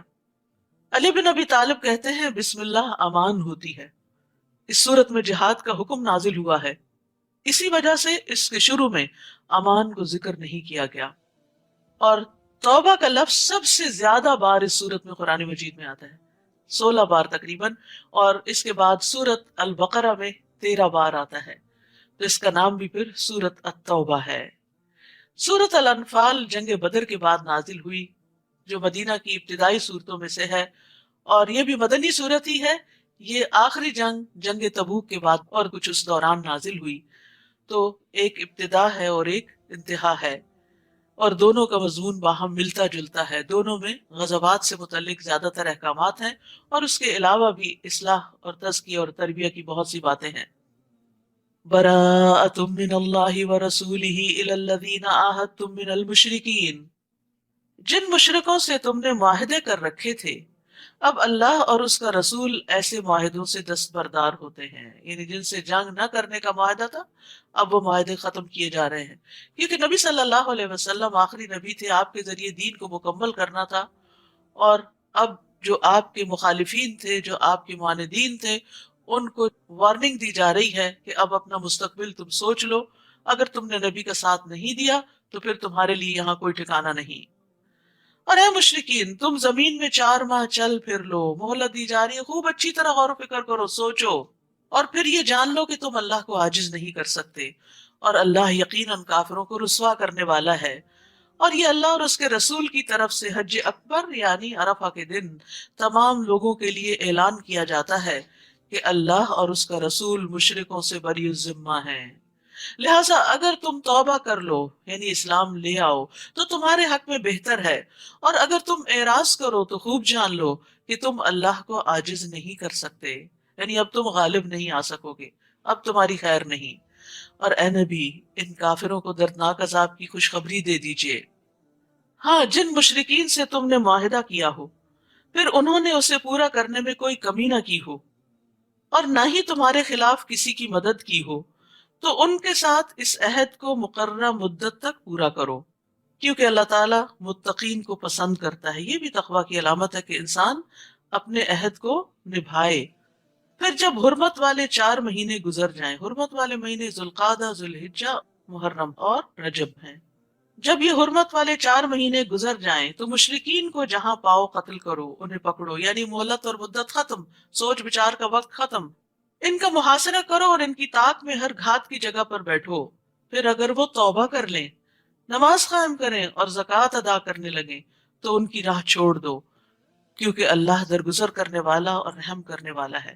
تو یاد رکھیے، توبہ اسی وقت سچی ثابت ہوتی ہے جب انسان کا عمل بدلتا ہے، تو زبانی توبہ کے ساتھ ساتھ عمل سے اس کو ثابت کرنا لازم ہے۔ اور نماز کے ساتھ زکوٰۃ کا بھی حکم دیا گیا ہے۔ ارکان خمسہ میں سے نماز کے بعد زکوٰۃ کا ذکر آتا ہے، کیونکہ یہ فقراء کا حق ہے، اور کوئی بھی سوسائٹی اس وقت تک فلرش نہیں کر سکتی جب تک کہ اس کے کمزور لوگوں کا حق ان کو نہ دیا جائے۔ تو انہیں نماز اور زکوٰۃ کی شرط پر امان ملی۔ اور اگر ان مشرکوں میں سے کوئی آپ سے پناہ طلب کرے تو اسے پناہ دے دیجئے، تاکہ وہ اطمینان سے اللہ کا کلام سن لے، پھر اسے اس کی جائے امن تک پہنچا دو، یعنی اگر وہ نہیں اسلام لانا چاہتا تو اس کے ٹھکانے تک پہنچا دو۔ یہ موقع اس لیے دینا چاہیے کہ یہ لوگ علم نہیں رکھتے۔ تو اس سے کیا پتہ چلتا ہے کہ بغیر علم کے جہالت میں لوگوں کو ختم نہیں کرو۔ کیف یکون للمشرکین عہد عند اللہ وعند رسولہ، اللہ اور اس کے رسول کے ہاں مشرکوں کا عہد کیسے معتبر ہو سکتا ہے، سوائے ان لوگوں کے جنہوں نے مسجد حرام کے پاس تم سے عہد کیا تھا۔ تو جب تک وہ تمہارے ساتھ سیدھے رہے تم بھی ان کے ساتھ سیدھے رہو، اللہ یقیناً تقوی والوں کو پسند کرتا ہے۔ ان کا عہد معتبر بھی کیسے ہو سکتا ہے، جبکہ اگر وہ تم پر قابو پا لیں تو تمہارے معاملے میں نہ کسی رشتے کا لحاظ رکھیں گے نہ عہد کا، یعنی وہ تو تمہارے ساتھ اس طرح کی بدسلوکی کرتے ہیں، وہ باتوں سے ہی تمہیں خوش کرتے ہیں جبکہ ان کے دل وہ بات تسلیم نہیں کرتے، اور ان میں سے اکثر بد عہد ہی ہیں۔ انہوں نے اللہ کی آیات کو تھوڑی سی قیمت پر بیچ دیا، پھر لوگوں کو اللہ کی راہ سے روک دیا، یعنی دنیاوی فائدوں کی خاطر دین کو قبول نہیں کیا اور لوگوں کو بھی اس سے روکا۔ انہم ساء ما کانوا یعملون، بہت برے ہیں وہ کام جو وہ کر رہے ہیں۔ یعنی تم ان کے ساتھ اب یہ سختی کا معاملہ کرنے سے کیوں ڈر رہے ہو؟ وہ کسی مومن کے معاملے میں نہ کسی قرابت کا لحاظ رکھتے ہیں نہ عہد کا، یعنی وہ تو تم سے دشمنی ہی رکھتے ہیں، اور یہی لوگ شرارتوں میں حد سے بڑھے ہوئے ہیں۔ ہاں، اگر یہ توبہ کر لیں، نماز قائم کریں اور زکوٰۃ ادا کرنے لگیں تو وہ تمہارے دینی بھائی ہیں۔ اخوت اسلامی کی بنیادیں بھی یہی ہیں، صرف زبانی بات کرنا کافی نہیں، عمل کر کے دکھانا ضروری ہے۔ اور ہم اپنے احکام کو ان لوگوں کے لیے تفصیل سے بیان کرتے ہیں جو علم رکھتے ہیں، اور اگر وہ معاہدہ کرنے کے بعد اپنی قسمیں توڑ دیں اور دین میں تانا زنی کرے، برا بھلا کہیں، تو کفر کے ان علمبرداروں سے جنگ کرو، ان کی قسموں کا کچھ اعتبار نہیں، اس لیے جنگ کرو کہ یہ باز آ جائیں، یعنی ان کو ان کے شر سے روکنے کے لیے۔ کیا تم ایسے لوگوں سے نہ لڑو گے جنہوں نے اپنی قسمیں توڑی اور انہوں نے ہی رسول کو مکہ سے نکال دینے کا قصد کر رکھا تھا، اور لڑائی کی ابتدا بھی انہوں نے کی، یعنی ہجرت انہی کی وجہ سے کرنی پڑی، اور پھر بدر کے میدان تک وہ پہنچے جو مدینہ کے قریب تھا، آپ صلی اللہ علیہ وسلم مکہ پر حملہ آور ہونے نہیں گئے تھے۔ کیا تم ان سے ڈرتے ہو؟ حالانکہ اللہ اس بات کا زیادہ حق رکھتا ہے کہ تم اس سے ڈرو اگر تم مومن ہو۔ تو یاد رکھیے، خوف، خشیت اور رہبت صرف اللہ سے ہونی چاہیے۔ فلا تخشوا الناس واخشونی، لوگوں سے نہ ڈرو، صرف مجھ سے نہ ڈرو، صرف مجھ سے ڈرو۔ تو جو اللہ سے ڈرتا ہے نا، اللہ تعالیٰ اس کے معاملات درست کر دیتا ہے، پھر اس کے دل سے لوگوں کا خوف بھی نکل جاتا ہے۔ اور جو لوگوں سے ڈر کے لوگوں سے ہی بنانے کی فکر کرتا ہے اور اللہ کو ناراض کر لیتا ہے، تو لوگ بھی راضی نہیں ہوتے اور اللہ بھی ناراض ہوتا ہے، اور پھر انسان کہیں کا بھی نہیں رہتا۔ اسی لیے بار بار کہا وَإِيَّايَ فَاتَّقُونَ وَإِيَّايَ فَارْهَبُونَ۔ کیا مطلب ہے اللہ سے ڈرنے کا؟ نبی صلی اللہ علیہ وسلم نے فرمایا، تم اللہ سے اس طرح ڈرو گویا تم اللہ کو دیکھ رہے ہو۔ اگر یہ مرتبہ حاصل نہ ہو تو کم از کم اتنا یقین رکھو کہ بے شک اللہ تم کو دیکھ رہا ہے، یعنی ہر جگہ اللہ کے دیکھنے کا یقین ہو تمہارے اندر۔ اور اللہ کی خشیت کا فائدہ یہ ہوتا ہے وَمَن يُطِعِ اللَّهَ وَرَسُولَهُ وَيَخْشَ اللَّهَ وَيَتَّقِهِ فَأُولَٰئِكَ هُمُ الْفَائِزُونَ۔ جو شخص اللہ اور اس کے رسول کی اطاعت کرے اور اللہ سے ڈرے اور اس سے تقوی اختیار کرے تو یہی لوگ کامیاب ہیں۔ اللہ کی خشیت کامیابی کی کنجی ہے۔ ان الذین یخشون ربهم بالغیب لهم مغفرۃ واجر کبیر۔ یقیناً جو لوگ اپنے رب سے بن دیکھے ڈرتے ہیں ان کے لیے بخشش اور بڑا اجر ہے۔ اللہ کا خوف نجات کا ذریعہ ہے۔ نبی صلی اللہ علیہ وسلم نے فرمایا 3 چیزیں نجات دینے والی ہیں، جن میں سے ایک چھپے اور ظاہر میں اللہ کی خشیت ہے، کہ انسان کہیں پر بھی ہو اللہ سے ڈر کر غلط کام نہ کرے۔ تم ان سے جنگ کرو، اللہ انہیں تمہارے ہاتھوں سزا دے گا، انہیں رسوا کرے گا، تمہیں ان پر مدد دے گا اور مسلمانوں کے سینوں کی جلن مٹا کر ان کو ٹھنڈا کر دے گا اور ان کے دلوں کا غصہ دور کر دے گا، اور اللہ جسے چاہے گا توبہ کی توفیق بھی دے دے گا۔ اللہ سب کچھ جاننے والا اور حکمت والا ہے۔ کیا تم نے یہ سمجھ رکھا ہے کہ تمہیں یوں ہی چھوڑ دیا جائے گا، جبکہ اللہ نے ابھی تک یہی معلوم نہیں کیا کہ تم میں سے کن لوگوں نے جہاد کیا اور اللہ اور اس کے رسول اور مومنوں کے سوا کسی کو اپنا دلی دوست نہیں بنایا، اور جو کچھ تم کرتے ہو اللہ اس سے خوب واقف ہے۔ یعنی اللہ سبحانہ تعالیٰ وقتاً فوقتاً تم پر امتحان ڈالے گا تاکہ تمہارا اخلاص نکھر کر سامنے آ جائے۔ مشرکوں کا یہ کام نہیں کہ وہ اللہ کی مسجدوں کو آباد کریں، یعنی اب تک بیت اللہ کے متولی یہ مشرکین مکہ ہی تھے، لیکن اب وقت آ گیا کہ یہ سیادت قیادت ان کے ہاتھ سے لے لی جائے۔ وہ تو خود اپنے آپ پر کفر کی شہادت دے رہے ہیں۔ یہی لوگ ہیں جن کے سب اعمال ضائع ہو گئے، مسجد کی خدمت، پانی پلانا، نجابت، حجابت، سب کچھ، اور وہ ہمیشہ دوزخ میں رہیں گے۔ اللہ کی مساجد کو آباد کرنا تو اس کا کام ہے جو اللہ پر اور آخرت کے دن پر ایمان لائے، نماز قائم کرے، زکوٰۃ ادا کرے اور اللہ کے سوا کسی سے نہ ڈرے۔ امید ہے کہ ایسے ہی لوگ ہدایت یافتہ ہوں گے۔ یاد رکھیے مسجدوں کی آبادی بھی جبھی فائدہ دیتی ہے جب انسان عمل کرتا ہے، نماز ادا کرتا ہے۔ مسجد کو صرف چندہ دے دینا کافی نہیں، مسجد میں آ کے صرف صفائی کر لینا یا خوشبو لگا کے چلے جانا ہی کافی نہیں، یا پھر دیواروں پہ نقش و نگار کا اہتمام کرنا ہی کافی نہیں۔ مسجدوں کی آبادی صرف صفائی سے، صرف ڈرائنگز اور پینٹنگ سے نہیں ہوتی۔ مسجدوں کی آبادی نمازیں ادا کرنے سے ہوتی ہے، وہاں تعلیم کے حلقے کرنے سے ہوتی ہے۔ تو یہ مسلمانوں کی اجتماعی ذمہ داری ہوتی ہے کہ وہ مسجدیں آباد رکھیں، انہیں ویران ہونے سے بچائیں۔ وہ اللہ کا گھر ہیں، ہم اپنے گھروں کو چاہتے ہیں آباد رہیں، تو کیا اللہ کا گھر آباد نہیں کریں گے؟ سارا وقت اپنے گھر میں رہیں گے؟ نہیں، اللہ کے گھروں میں مستقل طور پر حاضری ایک دینی فریضہ ہے۔ مردوں کی نماز جماعتی سے ہوتی ہے، الا یہ کہ کوئی مجبوری ہو۔ تو یہاں پر اللہ سبحانہ تعالیٰ نے واضح کر دیا کہ مسجدوں کو آباد کرنے والے لوگ کون ہوتے ہیں، اور اس میں ایک خاص چیز بھی بتائی کہ صرف اللہ سے ڈرتے ہیں، کیونکہ مسجد آباد کرنے کے راستے میں بھی طرح طرح کے خوف ہوتے ہیں۔ جب انسان اللہ سے ڈرتا ہے تو پھر ہر قیمت پہ مسجد میں پہنچتا ہے۔ کیا تم نے حاجیوں کو پانی پلانے اور مسجد حرام کو آباد کرنے کو اس شخص کے کام کے برابر بنا دیا جو اللہ پر اور آخرت کے دن پر ایمان لائے اور اللہ کی راہ میں جہاد کرے؟ اللہ کے نزدیک یہ برابر نہیں ہو سکتے، اور اللہ ظالموں کو سیدھی راہ نہیں دکھاتا۔ یعنی حاجیوں کو پانی پلانا، کل ہم نے پڑھا تھا کہ پانی پلانے کا بہت بڑا اجر ہے، بلا شبہ نیکی کا بہت بڑا کام ہے، لیکن اس سے بھی بڑا کام بتایا جا رہا ہے، اور وہ کیا ہے؟ اللہ اور آخرت پر ایمان کے ساتھ اللہ کی راہ میں سخت محنت کرنا۔ تو صرف نیکی کے کاموں میں غریبوں کو کھانا کھلانا اور پانی پلانا ہی نہیں، اور صرف مسجد کی صفائی ستھرائی ہی نیکی نہیں، بلکہ اس سے آگے بڑھ کر ایمان کی ترقی اور اللہ کے راہ میں کوشش، یہ بہت ضروری ہے۔ اللہ کے نزدیک یہ برابر نہیں ہو سکتے۔ یعنی نیک اعمال تو بہت سے ہیں، لیکن ان میں سے افضل ترین اعمال اللہ کے راستے میں خود کو تھکانا ہے، اور اللہ ظالموں کو سیدھی راہ نہیں دکھاتا۔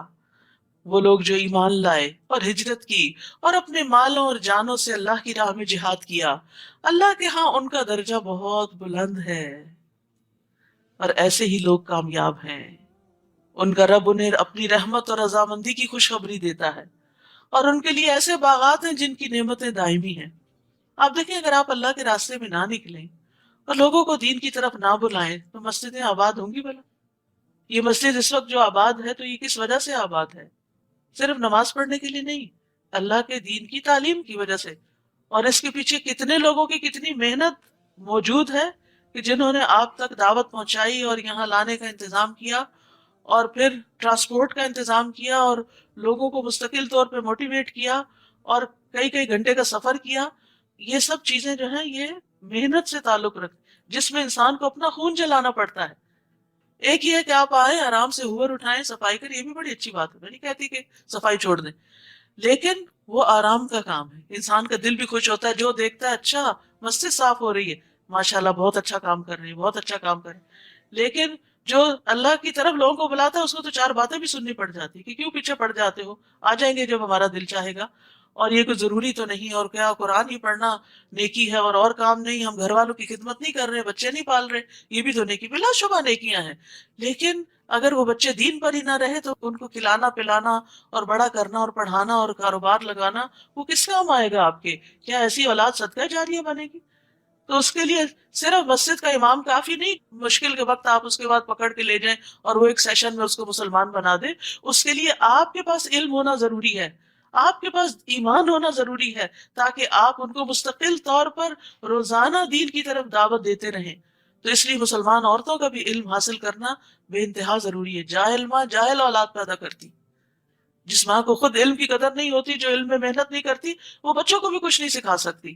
اور نیچرل طریقے سے جو آپ چھوٹی چھوٹی باتیں سکھاتے ہیں وہ بڑے بڑے مدارس میں بھی نہیں سیکھ سکتے بچے، کیونکہ وہ آپ کے عمل سے بھی سیکھ رہے ہوتے ہیں، آپ کے رویے سے سیکھ رہے ہوتے ہیں.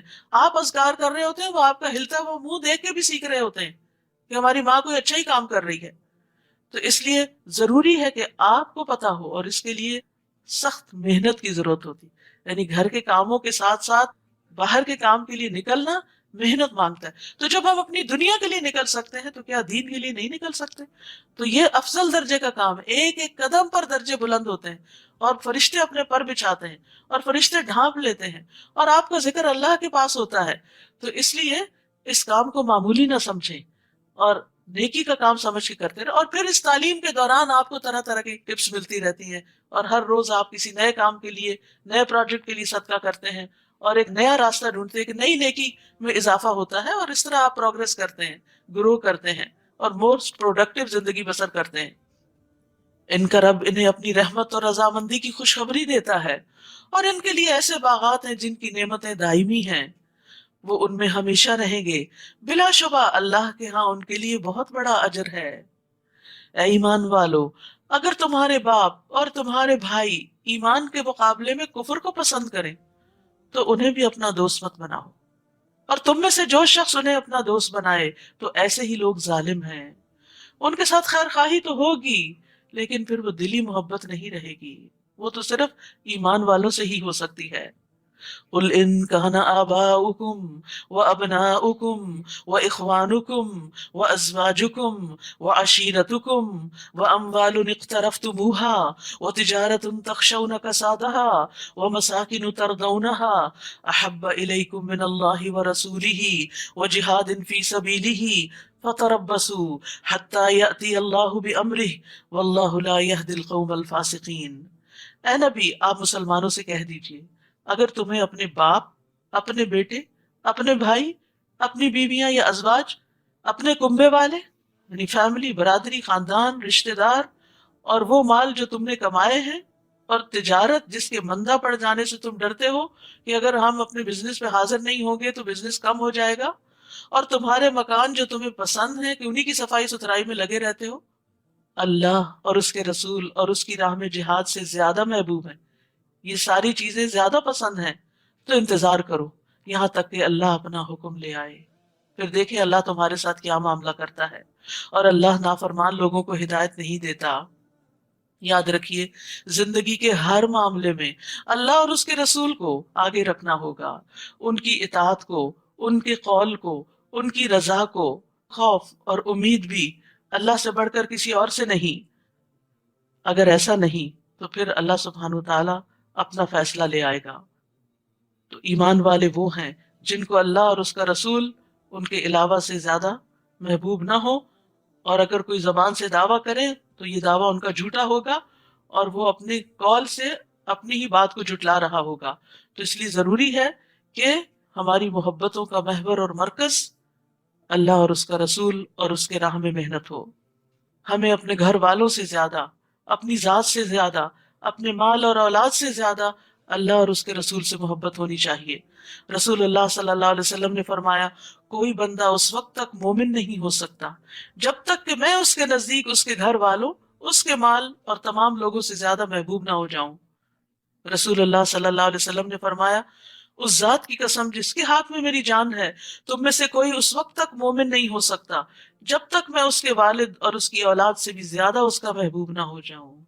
ماں باپ کتنے پیارے ہوتے ہیں، بچے کتنے پیارے ہوتے ہیں، انسان سب کچھ انہی کے لیے قربان کر دیتا ہے، لیکن اللہ اور اس کا رسول ان سے بھی آگے ہونے چاہیے۔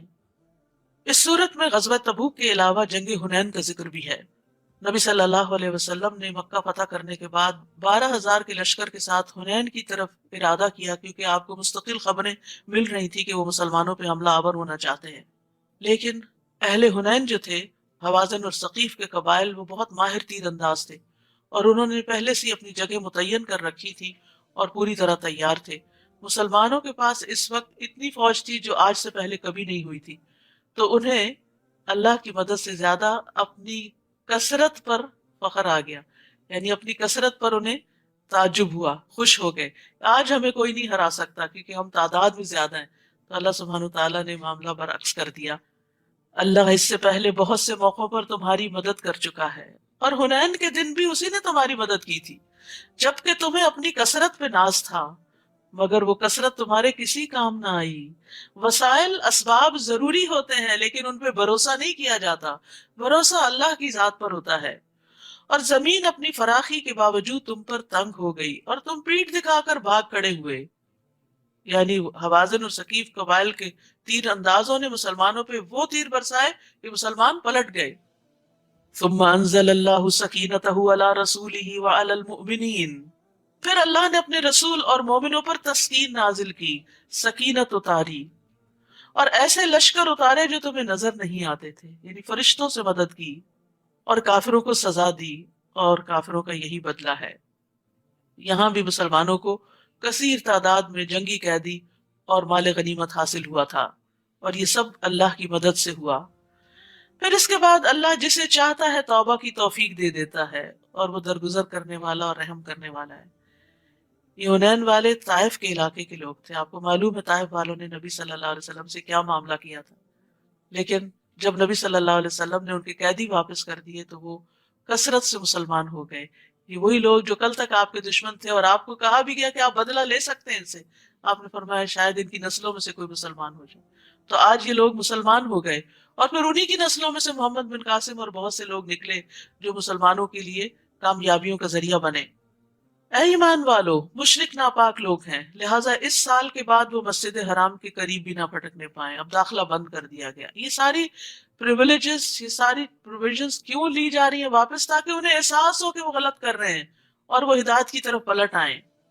اور اگر تمہیں مفلسی کا ڈر ہو کہ یہ نہیں آئیں گے تو بزنس کم ہو جائے گا، تو اللہ اگر چاہے تو جلد ہی تمہیں اپنی مہربانی سے غنی کر دے گا۔ یہ نہیں ہوگے تو اور لوگ مسلمان ہو کر حج اور عمرے کے لیے آئیں گے اور تمہارا بزنس بڑھ جائے گا۔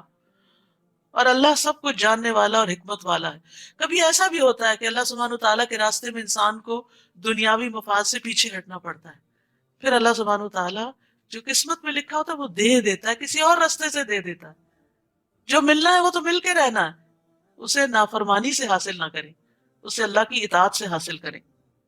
تو رزق کی تقسیم مخلوق کے ہاتھ میں نہیں ہے۔ فقر سے مت ڈرو۔ مشرکین مکہ جو تھے وہ مکہ میں غلہ لاتے تھے، تو اب ان کو وہاں آنے سے روک دیا گیا، تو مسلمانوں کو ڈر ہوا کہ اب غذائی قلت ہو جائے گی، تو کہا کہ نہیں، اللہ اپنے فضل سے غنی کرے گا۔ اور پھر وہی ہوا، سارا عرب مسلمان ہو گیا اور مکہ کی طرف ہر طرف سے غلہ آنا شروع ہو گیا، دولت کی ریل پیل ہو گئی۔ اور اہل کتاب میں سے ان لوگوں کے ساتھ جنگ کرو جو نہ اللہ پر ایمان لاتے ہیں نہ آخرت کے دن پر، نہ ان چیزوں کو حرام سمجھتے ہیں جو اللہ اور اس کے رسول نے ان پہ حرام کی ہیں، اور نہ ہی دین حق کو اپنا دین بناتے ہیں، یہاں تک کہ وہ اپنے ہاتھ سے جزیہ ادا کریں اور چھوٹے بن کر رہنا گوارا کر لیں۔ یعنی مشرکین مکہ کے بعد اہل کتاب سے نمٹنے کی تلقین کی جا رہی، کیونکہ نبی صلی اللہ علیہ وسلم کو جزیرۃ العرب میں سب کو مسلمان کرنا تھا۔ یہودی کہتے ہیں عزیر اللہ کا بیٹا، اور عیسائی کہتے ہیں مسیح اللہ کا بیٹا ہے۔ یہ تو ان کے منہ کی باتیں ہیں۔ وہ ان کافروں کے قول کی ریس کر رہے ہیں جو ان سے پہلے تھے، کیونکہ مشرکین فرشتوں کو اللہ کی بیٹیاں قرار دیتے تھے، تو ان کے دیکھا دیکھی انہوں نے بھی کچھ ہستیوں کو اللہ کی اولاد قرار دے دیا۔ اللہ انہیں غارت کرے، یہ کہاں سے بہکائے جا رہے ہیں؟ انہوں نے اپنے علماء اور درویشوں کو اللہ کے سوا اپنا رب بنا لیا ہے، اور مسیح ابن مریم کو بھی۔ عدی بن حاتم جو عیسائی تھے، مسلمان ہوئے، جب انہوں نے یہ آیت سنی تو انہوں نے کہا کہ ہم تو اپنے علماء کو رب نہیں بناتے۔ تو آپ نے فرمایا کہ کیا تم ان کے حلال کو حلال اور حرام کو حرام نہیں سمجھتے؟ تو رب وہ ہوتا ہے جو قوانین بھی دیتا ہے۔ حالانکہ انہیں یہ حکم دیا گیا تھا کہ ایک اللہ کے سوا کسی کی عبادت نہ کریں، جس کے سوا کوئی الہ نہیں۔ اللہ تعالیٰ ان چیزوں سے پاک ہے جو وہ شریک ٹھہراتے ہیں۔ وہ یہ چاہتے ہیں کہ اللہ کے نور کو اپنی پھونکوں سے بجھا دیں، یعنی اپنے غلط پروپیگنڈے سے اسلام کے خلاف ایسی باتیں کرے کہ لوگ اسلام سے متنفر ہو جائیں۔ اگر اس پروپیگنڈے سے ہی اسلام کو ختم ہونا ہوتا تو اب تک ہو چکا ہوتا، کیونکہ ہر دور میں یہ کوششیں جاری رہی کہ ایسی ایسی تنقید کرو، ایسی ایسی غلط باتیں اسلام سے منسوب کرو کہ لوگ مسلمان نہ ہو اور جو ہیں وہ بھی اس سے پھر جائیں۔ لیکن اللہ کو یہ بات منظور نہیں، وہ اس پروپیگنڈے کو کامیاب نہیں ہونے دے گا۔ وہ اپنے نور کو پورا کر کے رہے گا، خواہ یہ بات کافروں کو کتنی ہی بری لگے۔ وہی تو ہے جس نے اپنے رسول کو ہدایت اور سچے دین کے ساتھ بھیجا تاکہ اس دین کو سب ادیان پر غالب کر دے، خواہ یہ بات مشرکوں کو کتنی ہی ناگوار گزرے۔ دین کو غالب کرنے کا مطلب کیا ہے؟ کہ کثرت سے لوگ مسلمان ہو جائیں۔ پھر فرمایا یا ایھا الذین آمنوا، اے لوگوں جو ایمان لائے ہو۔ اہل کتاب کے اکثر عالم اور درویش لوگوں کے مال ناجائز طریقوں سے کھاتے ہیں، یعنی رشوت لے کر ان کی پسند کے فتوے وغیرہ دیتے ہیں، اور اللہ کے راستے سے روکتے ہیں۔ جو لوگ سونا اور چاندی جمع کر کے رکھتے ہیں اور اسے اللہ کی راہ میں خرچ نہیں کرتے، آپ انہیں دردناک عذاب کی خوشخبری دے دیجئے۔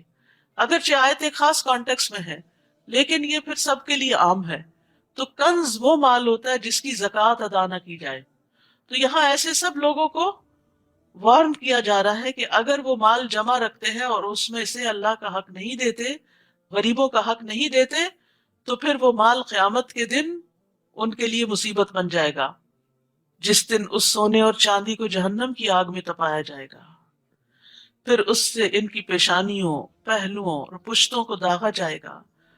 یہ زکوٰۃ نہ دینے والے کا انجام بتایا جا رہا ہے۔ حشر کے میدان بھی حشر ہوگا اس کا، اور کہا جائے گا یہ ہے وہ خزانہ جو تم نے اپنے لیے جمع کر رکھا تھا، یعنی دنیا میں اس کی زکوٰۃ نہیں نکالی، لہٰذا اب اپنی جمع شدہ دولت کا مزہ چکھو۔ کیا فائدہ اس مال کا جو انسان کے لیے مصیبت کا باعث بنے۔ اور اگر انسان اس مال کو خرچ کرتا ہے تو اللہ تعالیٰ اس کے بدلے میں اور لے آتا ہے، اس میں برکت پیدا کرتا ہے۔ زکوٰۃ کا لفظی معنی میں نشو نما بھی ہے، نمو بھی ہے، یعنی زکوٰۃ دینے سے مال کم نہیں ہوتا بلکہ پاک ہوتا ہے اور بڑھتا ہے۔ جیسے پودوں میں آپ نے دیکھا ہوگا کہ اچھے خاصے مفید پودے کے ساتھ جب ویڈز اگ آتی ہیں تو آپ ان کو نکال دیتے ہیں تو کیا ہوتا ہے؟ جو اصل پودا ہوتا ہے، اصل زر ہوتا ہے، وہ خوب مضبوط ہو جاتا ہے اور خوب پھل لاتا ہے۔ تو جس مال میں برکت ہوتی ہے اس کی خیر بہت زیادہ ہوتی ہے، اور جو لوگوں سے روک کر رکھا جائے وہ انسان کے لیے وبال جان بن جاتا ہے۔ تو اس لیے بہت ضروری ہے کہ انسان اپنے مال کی زکوٰۃ باقاعدہ نکالتا رہے، ورنہ دوسروں کے لیے چھوڑ گئے تو اپنے بھی کام نہ آیا اور قیامت کے دن وبال بھی بنے گا۔ اتنی سخت سزا کیوں دی گئی؟ اصل میں انسان سب سے زیادہ مال سے محبت کرتا ہے، تو اللہ کا قاعدہ یہ ہے کہ وہ انسان کو اس کی محبوب ترین چیز سے ہی توڑتا ہے۔ آپ تجربہ کر کے دیکھ لیں، جس انسان سے، جس چیز سے آپ جتنی زیادہ محبت کریں گے وہ آپ کے لیے اتنا بڑا فتنہ بنے گا، وہ آپ کا دل توڑنے والا بنے گا۔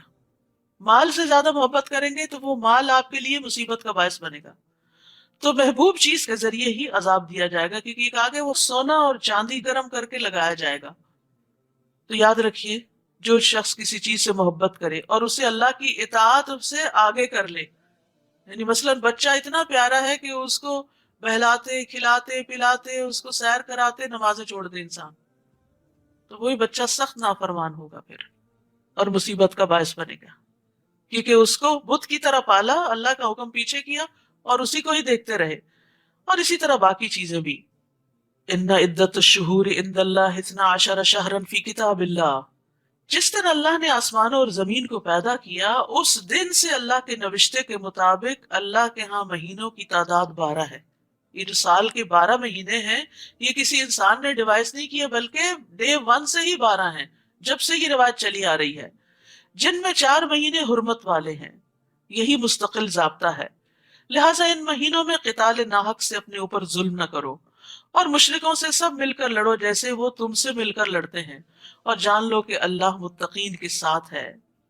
مہینوں کو پیچھے ہٹا دینا ایک مزید کافرانہ حرکت ہے۔ اہل عرب کیا کرتے تھے؟ لڑائی کے بڑے دل دادا تھے، حرام مہینوں میں جنگ کرنا منع تھا، اور جب وہ حرام مہینوں میں لڑنا چاہتے تو حرام کو حلال کر لیتے اور حلال کو حرام کر لیتے۔ تو مہینوں کو آگے پیچھے کر دینا ایک مزید کافرانہ حرکت ہے جس سے کافر گمراہی میں پڑے رہتے ہیں۔ وہ ایک سال تو کسی مہینے کو حلال کر لیتے ہیں اور دوسرے سال اسی مہینے کو حرام کر دیتے ہیں تاکہ اللہ کے حرام کردہ مہینوں کی گنتی پوری کر لیں، یعنی 4 مہینے جو مقرر شدہ ہیں ان کی بجائے سال کے کوئی بھی 4 مہینے حرام بنا لیے اپنی مرضی سے۔ تو دین میں اس طرح کی تبدیلی کی اجازت نہیں ہوتی کہ انسان اس میں اپنی مرضی سے پسند اور خواہشات کو داخل کر کے اس کو دین کا نام دے دے۔ جیسے بنی اسرائیل نے ہفتے کے دن مچھلیاں پکڑ کر ہیلا سازی کی تھی، یہاں مشرکین عرب بھی یہی کر رہے تھے۔ اس طرح وہ اس مہینے کو حلال کر لیتے جسے اللہ نے حرام کیا تھا۔ ان کے لیے ان کے برے اعمال خوشنما بنا دیے گئے ہیں، اور اللہ کافروں کو سیدھی راہ نہیں دکھاتا۔ یا ایھا الذین آمنو، اے ایمان والو تمہیں کیا ہو گیا ہے؟ جب تمہیں کہا جائے کہ اللہ کی راہ میں جہاد کے لیے نکلو تو تم زمین کی طرف بچھ جاتے ہو۔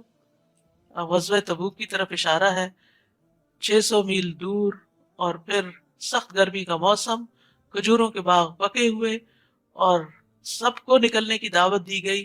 یعنی یہ فرض درجے میں حکم تھا، یعنی فرض کفایہ نہیں تھا، لازم فرض تھا۔ تو اب سب کے لیے نکلنے میں مشکل ہوئی۔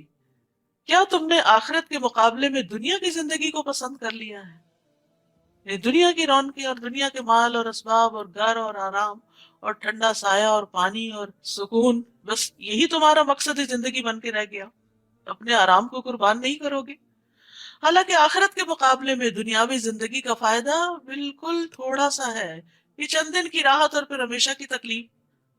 تو یہاں پر مسلمانوں کو دنیا کی راحت کو آخرت کی راحت پر مقدم کرنے کی وجہ سے ڈانٹ مل رہی ہے، کیونکہ آخرت کی راحت دنیا کی مشقت کے بغیر حاصل نہیں کی جا سکتی۔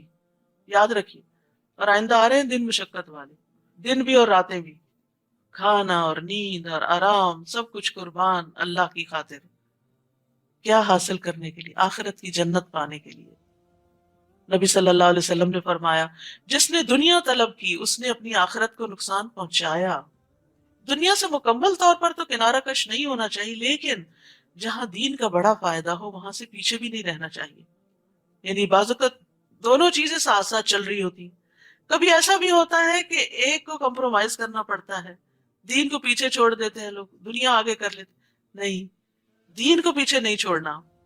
جس نے دنیا طلب کی اس نے اپنی آخرت کو نقصان پہنچایا، اور جس نے آخرت کا مطالبہ کیا، آخرت کی چاہت کی، اس نے اپنی دنیا کو نقصان دیا، کہیں نہ کہیں اس کی دنیا کو نقصان ہوگا۔ بس تم باقی رہنے والی آخرت کی خاطر فنا ہونے والی دنیا کا نقصان ہونے دو، کوئی بات نہیں، اگر ہو بھی گیا تو آخرت میں ایک ایک چیز کا بدلہ مل جائے گا۔ اگر تم نہ نکلو گے تو اللہ تمہیں دردناک سزا دے گا، اور تمہارے علاوہ دوسرے لوگ لے آئے گا، اور تم ان کا کچھ بگاڑ نہ سکو گے، اور اللہ ہر چیز پر قادر ہے۔ یعنی اگر تم دین کی خدمت نہیں کرو گے تو اللہ تعالیٰ یہ کام کسی اور سے لے لے گا۔ یہ چیز دل کو کتنی تکلیف دیتی ہے، نہیں اللہ تعالیٰ ہمیں آپ کے لیے، اللہ تعالیٰ ہم سے کام لیں، ہماری جگہ کسی اور کو بدل کر نہ لائیں۔ اگر تم اس نبی کی مدد نہ کرو گے تو اس سے پہلے اللہ نے اس کی مدد کی جب کافروں نے اسے مکہ سے نکال دیا تھا۔ یعنی مدینہ میں اب مشکل ترین حالات تھے، جنگ تبوک جو تھی بہت بڑا امتحان تھی۔ تو یہاں وارننگ دی جا رہی ہے، اگر تم اس جنگ میں نہیں نکلو گے، نبی کا ساتھ نہیں دو گے، رومیوں کے مقابلے میں نہیں جاؤ گے، تو اللہ نے تو اپنے نبی کی مدد اس وقت بھی کی تھی جب کفار نے اسے مکہ سے نکال دیا۔ ہجرت کا موقع یاد کریں، جبکہ وہ دونوں غار میں تھے۔ دوسرا کون تھا؟ حضرت ابو بکر، اور وہ دو میں سے دوسرا تھا اور اپنے ساتھی سے کہہ رہا تھا غم نہ کرو، اللہ ہمارے ساتھ ہے۔ سبحان اللہ، دشمن سر پہ پہنچا ہوا ہے اور اتنا توکل اللہ پہ کہ فکر نہیں کرو، غم نہیں کرو۔ حضرت ابوبکر کا ایمان بھی بہت بڑا تھا، لیکن پھر بھی نبی صلی اللہ علیہ وسلم ان کو تسلی دے رہے ہیں کیونکہ انسان تھے نا ابوبکر۔ اور پھر آپ دیکھیے کہ وتواصوا بالحق وتواصوا بالصبر ہر لیول پہ کرنے کی ضرورت ہوتی۔ ہم بعض اوقات اپنے بزرگوں کو، بڑوں کو، علماء کو، دین کی طرف بلانے والوں کو کسی مشکل وقت میں چھوڑ دیتے، ان کو تو سب کچھ پتا ہے، یہ تو خود ہی سمجھ جائیں گے۔ نہیں، وہ بھی بھولنے والے ہوتے ہیں۔ بعض اوقات سکھانے والے، پڑھانے والے جن کو پڑھاتے ہیں وہ زیادہ یاد رکھتے ہیں، اور مشکل وقت میں ان کو سبق زیادہ یاد آتا ہے کہ ہمارے دین کا حکم کیا ہے۔ تو اس لیے ہمارے دین نے ایک بڑا خوبصورت اصول دے دیا ہمیں کامیاب ہونے کے لیے اور نقصان سے بچنے کے لیے، وتواصوا بالحق وتواصوا بالصبر۔ جب کوئی پھسلنے لگے، جب کوئی گھبرانے لگے تو اس کو تھام لو، اس کو تسلی دو۔ لا تحزن، ڈونٹ بی سیڈ، غم نہیں کرو، ان اللہ معنا، اللہ ہمارے ساتھ ہے۔ پھر اللہ تعالیٰ نے اس پر اپنی طرف سے سکون قلب نازل کیا، دل کو ٹھہرا دیا، اور ایسے لشکروں سے اس کی مدد کی جو تمہیں نظر نہیں آتے تھے۔ دوسری بار یہ بات ہو رہی ہے اللہ تعالیٰ کس طرح مدد کرتا ہے۔ اگر آپ اللہ کے لیے خالص ہو جائیں تو اللہ تعالیٰ خود آپ کی حفاظت کرتا ہے۔ اور کافروں کے بول کو سرنگوں کر دیا، وہ جو آپ کو پکڑنے پہ سارے ایکا کر چکے تھے اور مارنے پہ تلے ہوئے تھے، وہ سب ذلیل و خوار ہوئے۔ اور بول تو اللہ ہی کا بالا ہے، اور اللہ ہر چیز پر غالب اور حکمت والا ہے۔ تو اس آیت سے حضرت ابوبکر رضی اللہ عنہ کی فضیلت بھی ثابت ہوتی ہے۔ حضرت ابوبکر جو تھے ان کے دین پر بڑے احسانات تھے۔ عبداللہ بن عباس کہتے ہیں کہ رسول اللہ صلی اللہ علیہ وسلم اپنے مرض وفات میں باہر تشریف لائے، سر پہ پٹی بندھی ہوئی تھی، آپ ممبر پہ بیٹھے، اللہ کی حمد و ثنا کی اور فرمایا کوئی شخص بھی ایسا نہیں جس نے ابوبکر بن قحافہ سے زیادہ مجھ پر اپنی جان و مال کے ذریعے احسان کیا ہو، اور اگر میں کسی کو لوگوں میں سے خلیل بناتا تو ابو بکر کو بناتا، لیکن اسلام کی دوستی سب سے افضل ہے۔ میری طرف سے ابو بکر کی کھڑکی چھوڑ کر اس مسجد کی تمام کھڑکیاں بند کر دی جائیں۔ اور یہ ان کے احسان کی وجہ سے ان کو اعزاز دیا گیا تھا کہ ان کی کھڑکی کھلی رکھی گئی۔ وہ نبی صلی اللہ علیہ وسلم پر بہت خرچ کرنے والے تھے۔ رسول اللہ صلی اللہ علیہ وسلم نے فرمایا ابو بکر کے مال نے مجھے جتنا نفع پہنچایا اتنا کسی کے مال نے نفع نہیں پہنچایا۔ یہ سن کر ابو بکر رو پڑے اور عرض کیا اللہ نے مجھے صرف آپ کے ذریعے فائدہ پہنچایا، اللہ نے مجھے صرف آپ کے ذریعے فائدہ پہنچایا، اللہ نے مجھے صرف آپ کے ذریعے فائدہ پہنچایا کہ آپ اسلام لے کر آئے، آپ دین لے کر آئے، ورنہ ہم جہالت میں ڈوبے ہوئے تھے۔ ابو بکر رضی اللہ عنہ رسول اللہ صلی اللہ علیہ وسلم کے ساتھ مکہ میں لازم ہو گئے تھے، ہر جگہ آپ کے ساتھ رہتے تھے۔ جب آپ تبلیغ کے لیے نکلتے ساتھ جاتے، آپ کو لوگوں کے قبائل کے بارے میں بہت معلوم تھا تو آپ کو گائیڈ کرتے کہ کس قبیلے سے کس طرح بات کی جائے۔ غار ثور میں بھی آپ کے ساتھ ہی تھے، ہجرت میں بھی آپ کے ساتھ ہی تھے۔ ہجرت کا حکم آنے سے 4 مہینے پہلے ہی اونٹنیاں پالنی شروع کر دی تھی، اس امید پہ کہ شاید مجھے بھی آپ کا ساتھ نصیب ہو جائے۔ پھر مدینہ میں بھی آپ کے ساتھ ہر جنگ میں حاضر رہے، بدر، احد، خندق، فتح مکہ، حنین، تبوک، کہیں بھی آپ کا ساتھ نہیں چھوڑا۔ یہ آپ کے ساتھ وزیر کی طرح تھے، اور پھر مرنے کے بعد بھی اللہ نے ان کو آپ کا ساتھ دیا۔ آج ہم سب گواہ ہیں کہ حجرہ مبارک میں آپ کی قبر نبی صلی اللہ علیہ وسلم کے ساتھ ہے۔ اس سے بڑا کسی کا مقام کیا ہو سکتا ہے کہ اس کو مرنے کے بعد اتنی اچھی عاقبت نصیب ہو اور اتنا اچھا ساتھ نصیب ہو، کیونکہ دنیا میں انہوں نے سخت ترین حالات میں آپ کا ساتھ دیا تھا۔ تو جو شخص دنیا میں قربانی کرتا ہے، دین کا مددگار بنتا ہے، انصار اللہ بنتا ہے، تو اللہ تعالیٰ دنیا میں بھی اور آخرت میں بھی اس کی مدد کرتا ہے۔ اور پھر یہاں لا تحزن، غم نہ کرو۔ غم جو ہے یہ انسان کی صلاحیتوں کو کھا جانے والا ہوتا ہے، اس لیے حد الوسع کوشش کرنی چاہیے کہ غم اور ڈپریشن سے انسان باہر نکلے۔ اس کے لیے دوا بھی کھائے، دعا بھی کرے، کوششیں بھی کرے، ہر طرح کی محنت کرے۔ اور دعاؤں میں خصوصی یہ دعا اللہم انی اعوذ بک من الہم والحزن والعجز والکسل والبخل والجبن وضلع الدین وغلبۃ الرجال، اتنی جامع دعا ہے یہ۔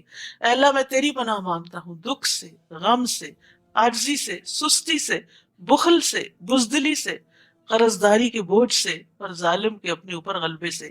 اور غم کے وقت اللہ ہی کو پکارنا چاہیے۔ نبی صلی اللہ علیہ وسلم پر پریشانی آتی تو آپ لا الہ الا اللہ العظیم الحلیم، لا الہ الا اللہ رب العرش العظیم، لا الہ الا اللہ رب السماوات ورب الارض ورب العرش الکریم پڑھا کرتے تھے۔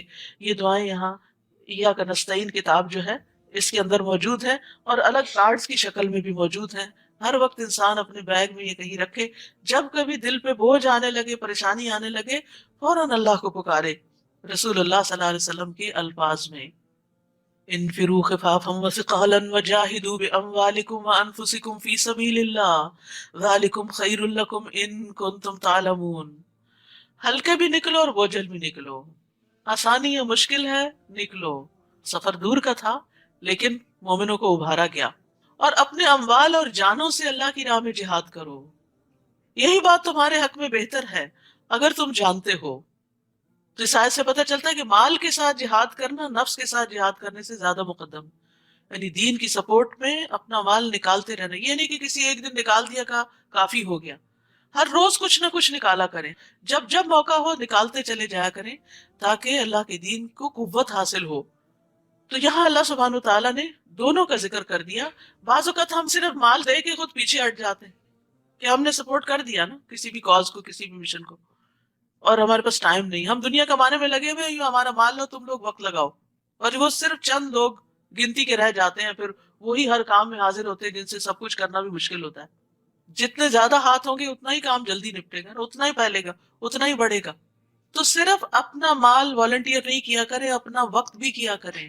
کچھ نہ کچھ وقت خیر کے کسی کام میں ضرور لگایا کریں، اس سے آپ کے دل کی پریشانیاں ختم ہوگی.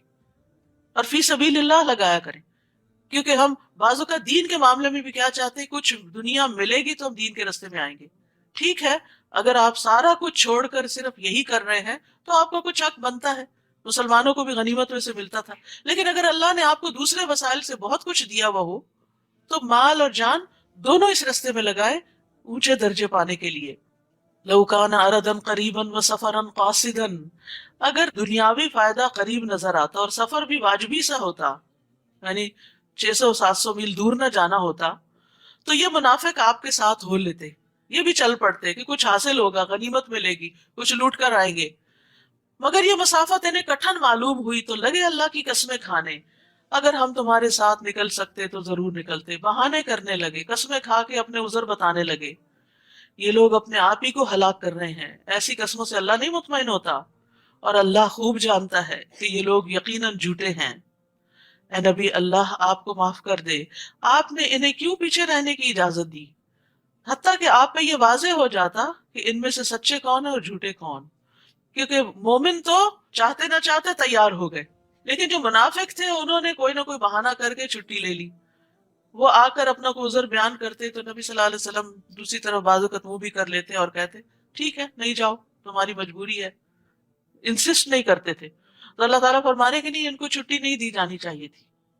پھر پتہ چل جاتا کہ یہ کتنے مخلص لوگ ہیں. اور یہاں پر آپ دیکھیے کہ آپ کو تھوڑی سی تنبیہ کی جا رہی ہے، لیکن پہلے عفو اللہ عنہ کا کتنا پیارا انداز ہے. اللہ سبحانہ تعالیٰ نبی صلی اللہ علیہ وسلم کو کس طرح مخاطب کر کے ایک حکم دے رہے ہیں. جب کسی کو کچھ ذرا سی نصیحت کرنی ہو جو آپ کو اندازہ ہو کہ وہ اس کو اچھی نہیں لگے گی، تو پہلے اس کی خوبیوں کا ذکر کریں، پہلے اس کو دعا دیں، پہلے اس سے ہمدردی ظاہر کریں. اچھا، ہم میں سے بعض لوگ بڑی غلطی کرتے ہیں. میں ایک بات کہوں گی، آپ مائنڈ نہ کرنا، لا حول ولا، پہلے ہی ایک تیر برسا دیتے ہیں. بندہ خوف زدہ ہو جاتا ہے، اللہ رحم کرے، پتہ نہیں کون سا پہاڑ ٹوٹنے لگا ہے، اور ساری توجہ اس پہ چلی جاتی ہے، اور وہ جو نصیحت کرنی ہوتی ہے ادھر دھیان کم ہی جاتا ہے، اور آپ کی بات افیکٹو ہی نہیں رہتی. قرآن یہ حکمت سکھاتا ہے. یہاں سے یہ سیکھیں، اگر آپ نے اپنے بچے کو بھی گھر سے شروع کریں، مشکل سے مشکل کام کہنا تو پہلے اس کی تعریف کریں، اس کا حوصلہ بڑھائیں، اسے کہیں کہ ماشاءاللہ فلاں جگہ فلاں وقت میں تم نے یہ کمال کر دکھایا، تو مجھے تم سے امید ہے کہ تم یہ کام بھی کر جاؤ گے، کیا خیال ہے، چلو یہ کرتے ہیں بس. اور وہ خوش ہو کے شروع ہو جائیں گے. لیکن ہم کہتے ہیں نکمے ہو، کچھ نہیں کیا، اب بھی تم سے کوئی توقع نہیں، لیکن یہ ہے کہ کرنا ہی پڑے گا تمہیں. ایسے نہیں ہوتا. ہم اپنی بات خود ہی گنوا دیتے، یا پیچھے ہی پڑ جاتے ہیں، اور دوسرے کو سوچنے کا بھی موقع نہیں دیتے. تو جب مشکل ڈالنی ہو کسی پہ، پہلے آسانی سے بات کریں، پہلے ذہنی طور پہ تیار کریں. جب گراؤنڈ پریپیئر ہوتا ہے، زمین کو نرم کر لیا جاتا ہے، تو ہر طرح کا بیج قبول ہو جاتا ہے، اور پھر تھوڑا تھوڑا پانی بھی ڈالتے رہیں تاکہ وہ زمین نرم ہی رہے، پودا اگ سکے. ہم کیا کرتے ہیں، ایک دفعہ تعریف کی، اس کے بعد بھول گئے، اور اس کے بعد ڈانٹ ڈپٹ، پھر کام نہیں کیا. نہیں، پھر یاد دہانی بھی کرائیں کہ وہ جو کام تھا اس کا کیا بنا، کتنا ہوا. چلیں اگر کوئی مشکل ہے تو مل کے سوچتے ہیں اور کرتے ہیں. تو اس طریقے سے راہیں ہموار ہو جایا کرتی ہیں۔ جو لوگ اللہ پر اور آخرت کے دن پر ایمان رکھتے ہیں وہ آپ سے ایسی رخصت نہیں مانگتے کہ انہیں اپنے اموال اور جانوں سے جہاد کرنے سے معاف رکھا جائے، وہ نہیں چھٹی مانگتے، اور اللہ پرہیزگاروں کو خوب جانتا ہے۔ آپ سے رخصت صرف وہی لوگ مانگتے ہیں جو اللہ پر اور آخرت پر ایمان نہیں رکھتے اور ان کے دل شک میں پڑے ہوئے ہیں، وہ اپنے اسی شک میں متردد ہیں۔ یاد رکھیے بعض اوقات دین کا جو کام ہوتا ہے نا وہ چھٹی کے دن بھی کرنا پڑ جاتا ہے، یعنی جب سب کی چھٹی ہوتی ہے اس دن آپ کو کام کرنا پڑ جاتا ہے، جب سب لوگ چلے جاتے ہیں ٹریول کر جاتے ہیں آپ کو ان کی جگہ فل ان کرنا پڑتا ہے، تو اس وقت بیزار ہو کے کام نہ کریں، سعادت سمجھ کے کریں کہ اللہ نے مجھے چنا، اگر وہ لوگ ہوتے تو میں کہاں اس قابل تھی۔ لیکن عموماً انسانی نفسیات ہیں، جب دیکھتا ہے سب بھاگ رہے ہیں تو انسان کہتا ہے میں بھی بھاگ چلوں۔ تو اس موقع پر بھی اپنے آپ کو قابو میں رکھنا چاہیے، اور جہاں جس کام کے لیے کوئی تیار نہ ہونا تو اپنے آپ کو پیش کر دیا کریں کہ یہ میں کر لوں گی، مجھے دے دیں، کیونکہ اپنے ذاتی کاموں کو ہم سب بڑے شوق سے کرتے ہیں، گھر میں مہمان آ رہے ہوں، کرسیاں لگانی ہوں، سب بھاگ بھاگ کے کریں گے، لیکن مسجد میں اگر لگانی پڑے تو ہم ہی رہ گئے والنٹیئر کرنے کو، اور لوگ کہاں ہیں؟ آپ کو اللہ نے موقع دیا ہے، شکر کریں کہ آپ سے کوئی خدمت لی۔ تو اس لیے نیکی کے کاموں میں جو فی سبیل اللہ ہو پیچھے نہ رہا کریں، کیونکہ وہ صرف اللہ کے لیے ہو رہے ہوتے ہیں، اور دین آگے نہیں بڑھتا جب تک ہم فرض کے ساتھ نفل ادا نہ کریں، کیونکہ ہم فرائض کو میری ڈیوٹی کیا ہے، میرا دن کون سا، میرا ٹائم کون سا ہے، بس اتنے کے لیے میں حاضر ہوں، اس کے بعد مجھے کانٹیکٹ نہ کریں، اس ٹائم کے بعد مجھے کوئی میسج نہ کریں۔ یہ کیا ٹرینڈ ہے؟ یہ کیا طریقہ ہے؟ بعض اوقات ایمرجنسیز بھی ہوتی ہیں، ہر کام صرف وقت کے اندر پورا نہیں ہوتا، اور کتنا ہی وقت ایسا ہوتا ہے جب ہم کوئی کام بھی نہیں کر رہے ہوتے، اس وقت کا ہی کفارہ ادا کر دیں کہ جب آپ اس ٹائم کی پیمنٹ لے رہے تھے اور آپ کے پاس کوئی کام نہیں تھا، اور اب آپ سے آفٹر آور کوئی کام کرنے کو کہا جا رہا ہے، تو اس میں کر کے اپنی اس وقت کا بھی کفارہ دے دیں۔ تو دین کے کام میں چاہے وہ کہیں ہو، ایک کیل ہی ٹھوکنا کیوں نہ ہو، سعادت کا باعث سمجھے، جب تک ٹھکا رہے گا آپ کا اجر لکھا جائے گا۔ کہیں پینٹ ہی کیوں نہ کرنا ہو، جب تک وہ برش پھیرا رہے گا، تلاوت سنتا رہے گا مسجد میں، اجر آپ کو ملتا رہے گا۔ فاستبقوا الخیرات، نیکیوں میں آگے بڑھیں۔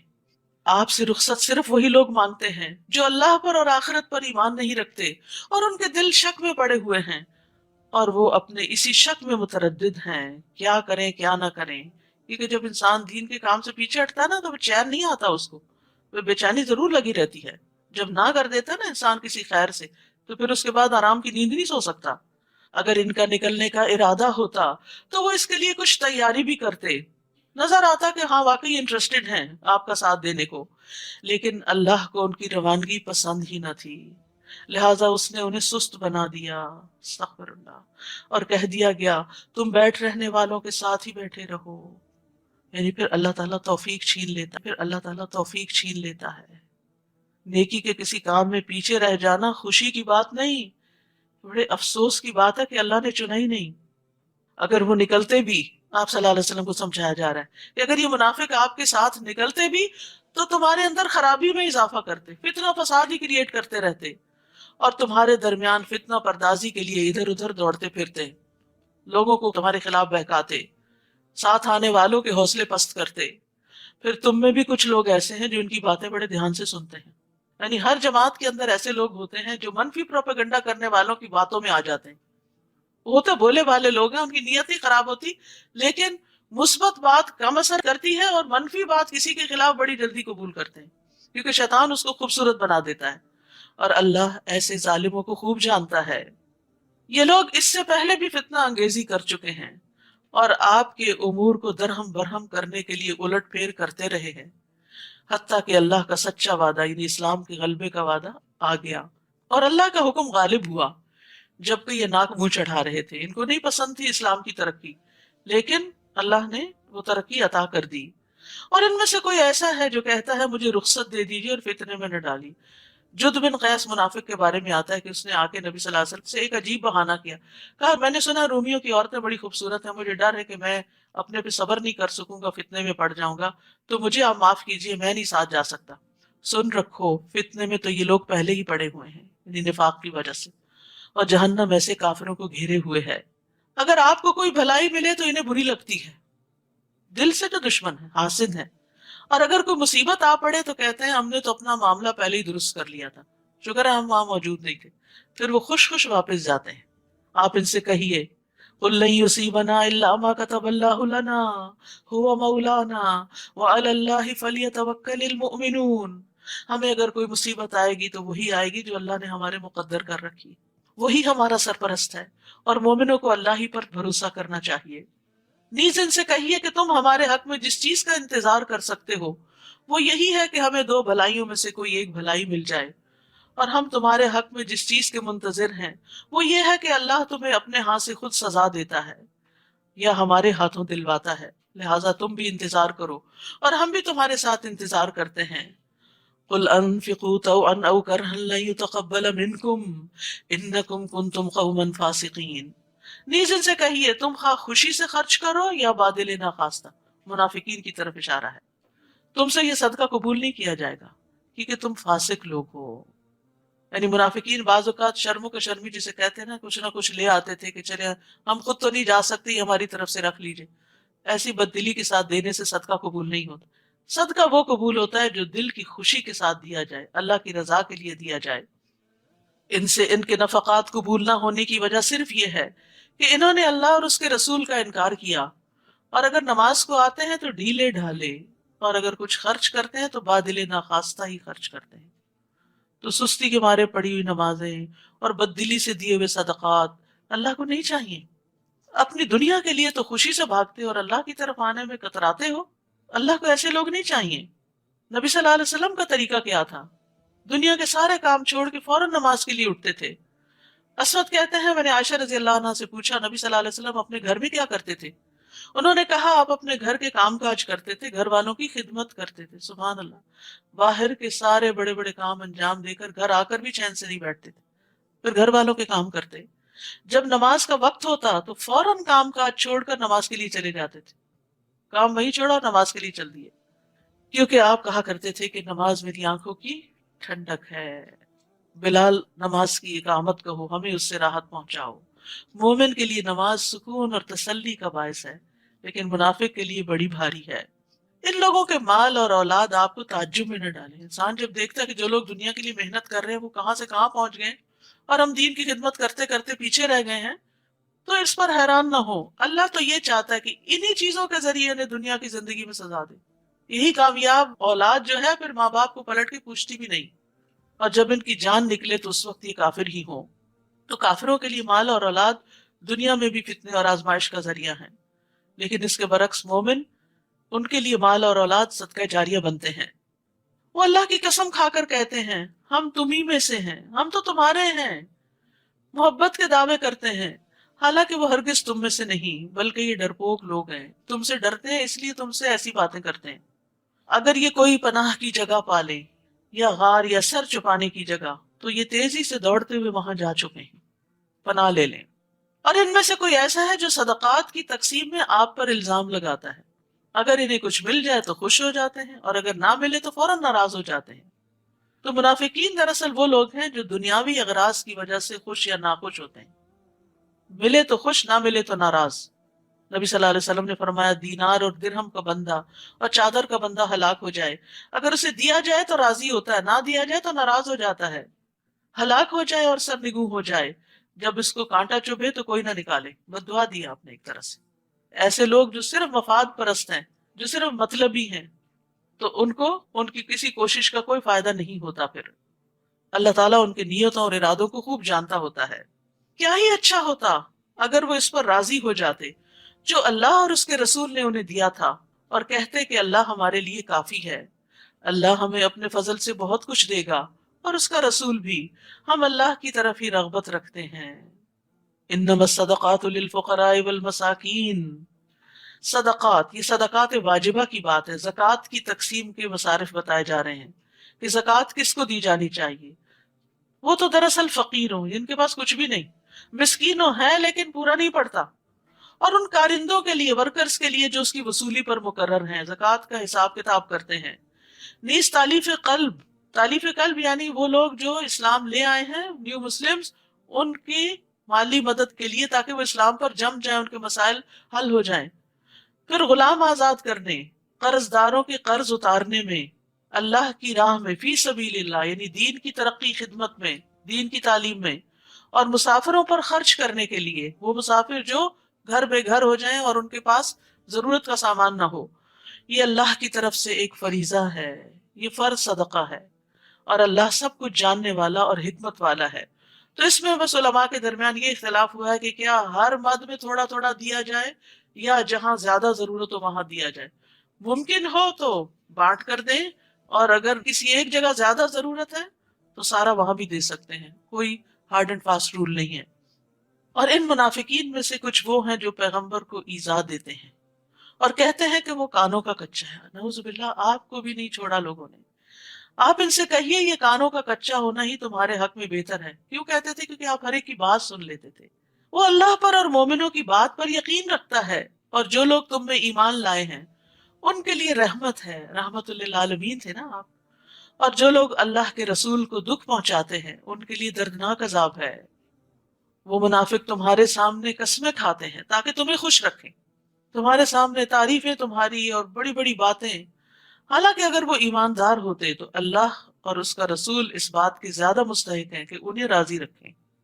یعنی ان کا تو حق ہے کہ انہیں راضی رکھا جائے، یہ تم پر احسان تو نہیں کرتے. کیا انہیں معلوم نہیں کہ جو شخص اللہ اور اس کے رسول کا مقابلہ کرے اس کے لیے جہنم کی آگ ہے جس میں وہ ہمیشہ رہے گا؟ یہ بہت بڑی رسوائی ہے. منافق اس بات سے ڈرتے ہیں کہ مسلمانوں پر کوئی ایسی صورت نہ نازل ہو جائے جو انہیں منافقوں کے دلوں کا حال بتلا دے. اندر سے ڈرے ہوئے لوگ تھے. آپ ان سے کہیے اور مذاق کر لو، جس بات سے تم ڈرتے ہو اللہ اسے یقیناً ظاہر کر کے رہے گا. اس کو سورت فاتحہ بھی کہتے ہیں کہ اس سورت نے منافقوں کو رسوا کر دیا، ان کے اندر کی باتیں کھول کر بتا دی کہ وہ کیسے لوگ ہیں. اور اگر آپ ان سے پوچھیں کہ کیا باتیں کر رہے تھے تو کہہ دیں گے ہم تو صرف مذاق اور دل لگی کر رہے تھے. اور وہ مسلمانوں کا مذاق اڑاتے تو مخلص لوگوں کا مذاق اڑاتے تھے اپنی مجلسوں میں. آپ ان سے کہیے کیا تمہاری ہنسی اور دل لگی اللہ، اس کی آیات اور اس کے رسول کے ساتھ ہی ہوتی ہے؟ افسوس یہ کہ آج بھی کئی لوگ مسلمان ہوتے ہوئے اپنے آپ کو مسلمان کہلاتے ہوئے دینی شاعر کا مذاق اڑاتے ہیں. دین مذاق اڑانے کی چیز نہیں، ہنسنے کی چیز نہیں.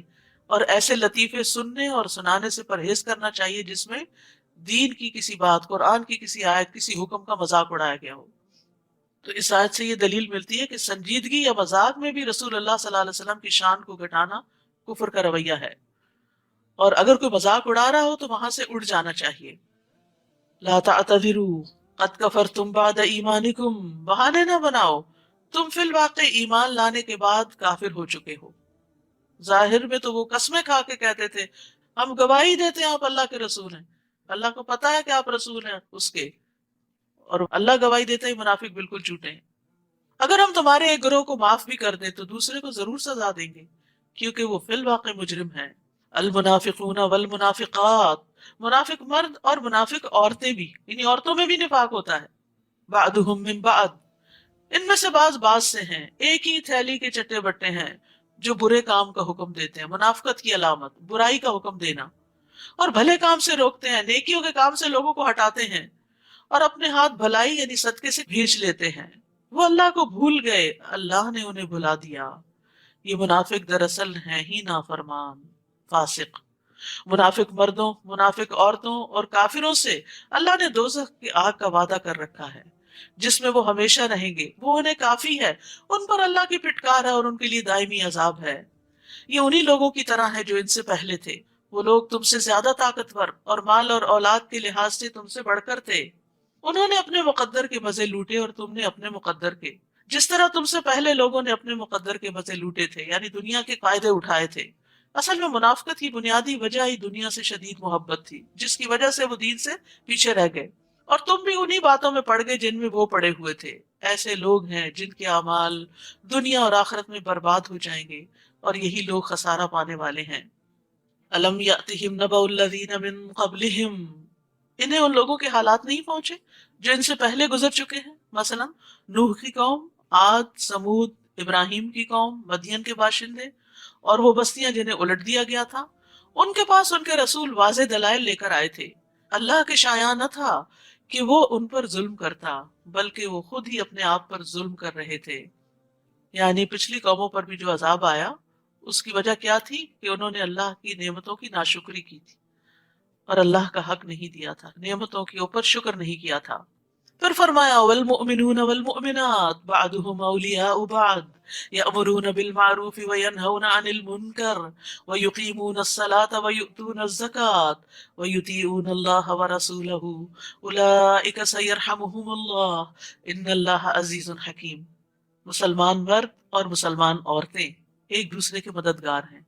وہ جو پیچھے پڑا تھا نا تعاونوا علی البر والتقوی، یعنی نیکی کے کاموں میں ایک دوسرے کو سپورٹ کرتے ہیں، مال سے، جان سے، وقت سے، مشوروں سے، جو بھلے کام کا حکم دیتے ہیں. یعنی یہ تعاون کس لیے ہوتا ہے؟ نیکیاں پھیلانے کے لیے، اور برے کام سے روکتے ہیں. وہ نماز قائم کرتے ہیں، یہ نہیں کہ صرف امر بالمعروف دوسروں کو ہی حکم دیتے رہتے ہیں اور خود کو بھول جاتے ہیں. خود بھی نمازوں کی پابندی کرتے ہیں اور زکوٰۃ ادا کرتے ہیں اور اللہ اور اس کے رسول کا حکم مانتے ہیں. یہ ہوتے ہیں مومن. یہی لوگ ہیں جن پر اللہ رحم فرمائے گا. بلا شبہ اللہ سب پر غالب اور حکمت والا ہے. تو اللہ کی رحمت پانے کے لیے یہاں اول درجے کی جو نیکی بتائی گئی، جس کا ذکر نماز سے بھی پہلے کیا گیا، وہ کیا ہے؟ امر بالمعروف، نیک باتوں کا حکم دینا، نیکیوں کو عام کرنا، نیکیوں کو پھیلانا. وعد اللہ المؤمنین والمؤمنات جنات تجری من تحتها الانہار خالدین فیہا ومساکن طیبۃ فی جنات عدن ورضوان من اللہ اکبر ذالک هو الفوز العظیم. اللہ نے مومن مردوں اور مومن عورتوں سے ایسے باغوں کا وعدہ کر رکھا ہے جن میں نہریں جاری ہیں. کیا خوبصورت سین ہوگا. ان میں وہ ہمیشہ رہیں گے، سدا بہار باغات، ایور گرین باغات، کوئی خزاں نہیں آئے گی ان پہ. سدا بہار باغات میں پاکیزہ قیام گاہوں کا بھی وعدہ کر رکھا ہے. ان کے گھر باغوں میں ہوں گے. اور اللہ کی خوشنودی تو ان سب نعمتوں سے بڑھ کر ہوگی کہ اللہ ان سے خوش ہو.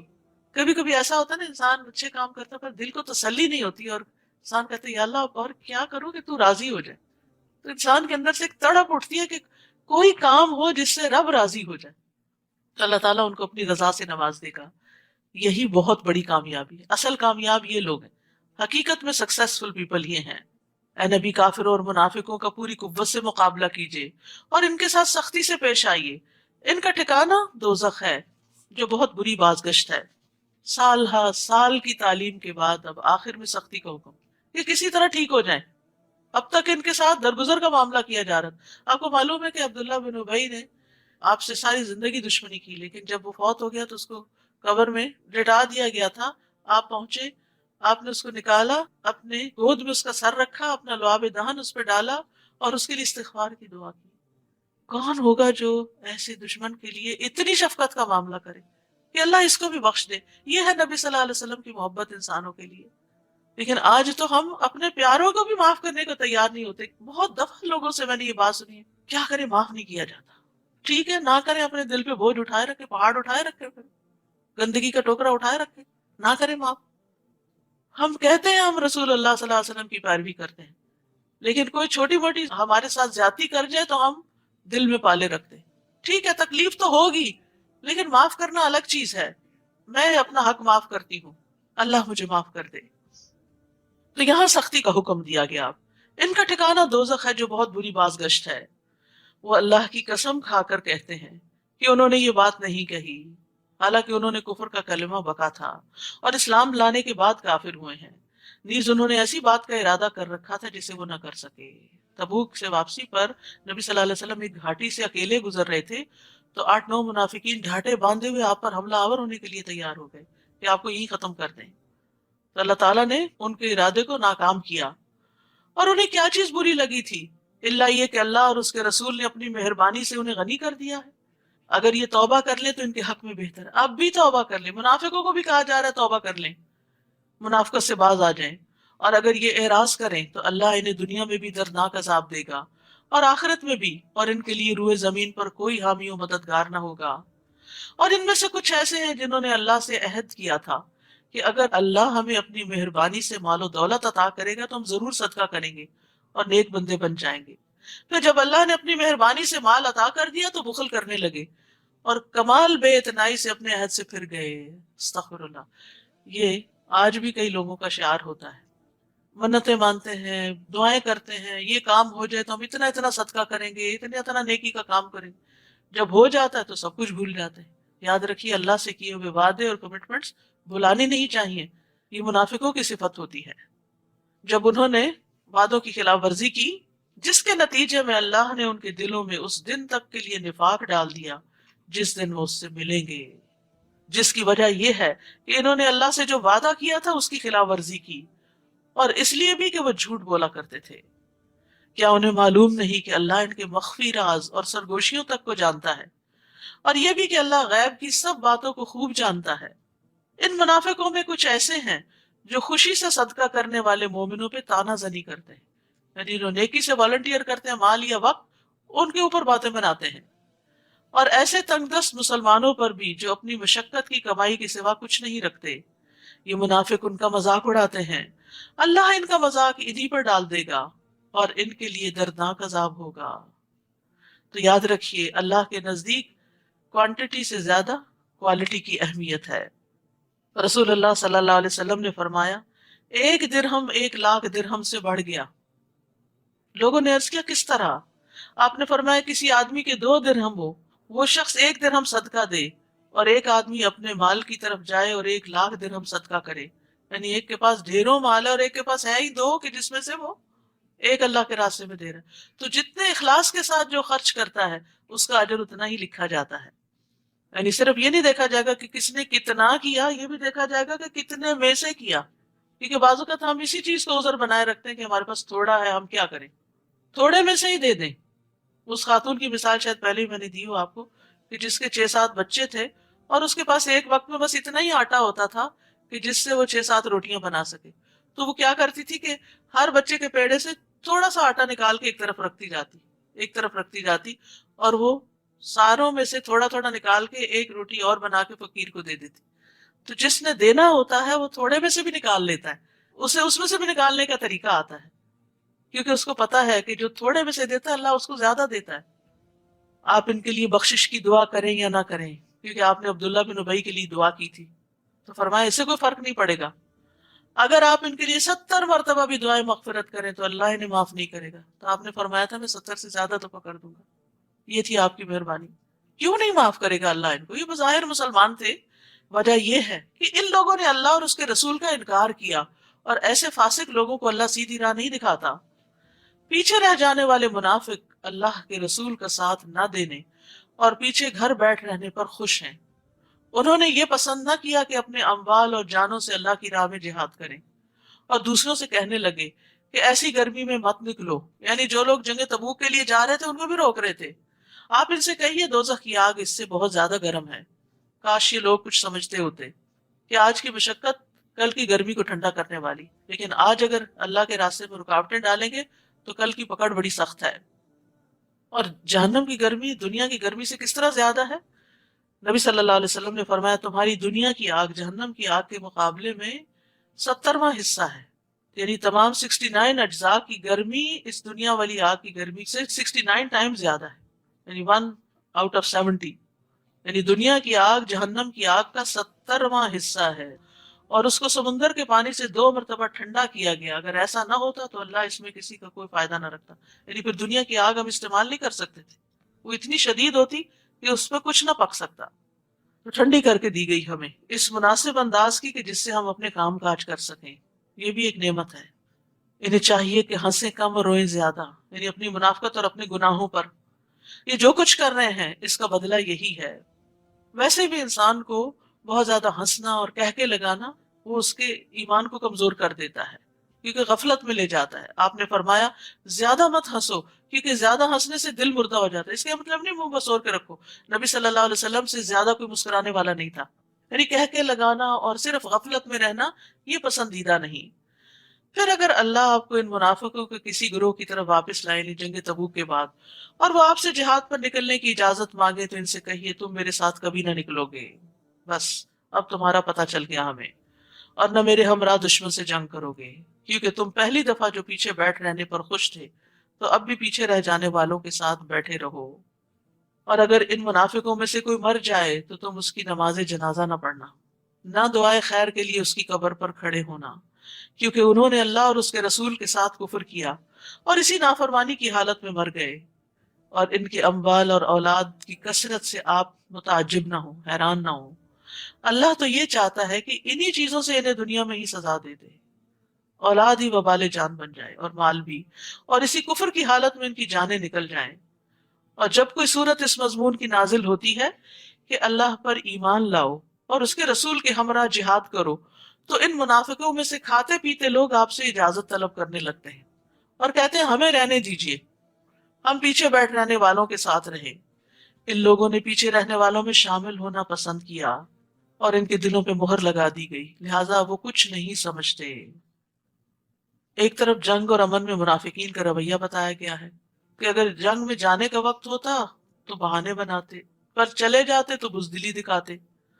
امن کا زمانہ ہوتا تو بڑھ چڑھ کے باتیں کرتے کہ ہم تمہارے ساتھ ہیں، جیسی چاہیے خدمت لیجیے، لیکن جب وقت آتا تو بہانے بنا دیتے اور پیچھے رہنے والوں کے ساتھ پیچھے رہ کے خوش ہوتے، اور اپنی اس غلطی کو وہ سمجھتے بھی نہیں تھے۔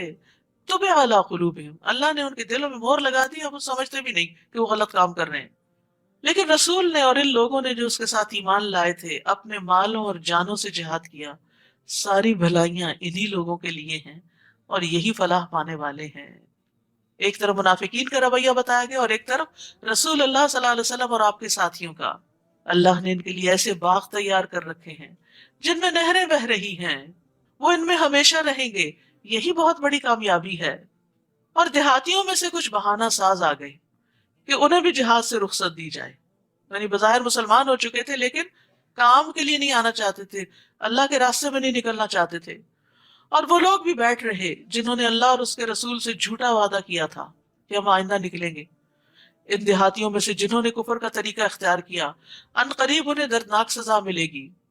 تو عبادت کے کام، نیکی کے کام سے بلا عذر کثرت سے اجازت مانگنا اور بہانے بنانا اور کام پہ حاضر نہ ہونا، یہ نفاق کی علامت ہوتی ہے۔ یعنی خیر سے پیچھے نہیں رہنا چاہیے۔ ٹھیک ہے، اگر انسان بہت سابقون الاولون میں نہیں تو کچھ نہ کچھ اپنا حصہ اس میں ضرور ڈالے، اور جب زیادہ مشکل حالات ہوں تو زیادہ حصہ ڈالے۔ عام حالات میں چلے کم صحیح، لیکن یہ مشکل وقت تھا جنگ تبوک کا، تو اس میں انہیں پیچھے نہیں رہنا چاہیے تھا۔ کمزور اور مریض اور وہ لوگ جن کے پاس شرکت جہاد کے لیے خرچ کرنے کو کچھ نہیں، اگر پیچھے رہ جائیں تو کوئی حرج نہیں، ان کو معذور قرار دیا گیا۔ یہ ہمارے دین کی خوبی ہے۔ نماز میں بھی رخصت رکھی گئی سفر میں آدھی یا جمع کرنے کی، روزے بھی سفر میں چھوڑنے کی اجازت دی گئی، زکوٰۃ بھی اگر ایک سرٹن اماؤنٹ تک نہیں پہنچتے نصاب تک تو رخصت ہے، حتیٰ کہ حج بھی سب پر فرض نہیں ہے۔ اسی طرح جہاد بھی سب پر فرض نہیں ہے، کیونکہ اگر کسی کے پاس جانے کے لیے وسائل ہی نہیں ہے، ہمت ہی نہیں، طاقت ہی نہیں، بڑھاپا ہے، بیماری ہے، کمزوری ہے، تو ایسے لوگوں کو رخصت ہے، بشرطے کہ ایک شرط، وہ اللہ اور اس کے رسول کے خیر خواہ ہوں، نیت اچھی ہو، دل کی تڑپ موجود ہو، ایسے محسنین پر کوئی الزام نہیں، اور اللہ درگزر کرنے والا اور رحم کرنے والا ہے۔ تو یہاں سے پتہ چلتا ہے کہ اخلاص نیت کا بڑا فائدہ ہے۔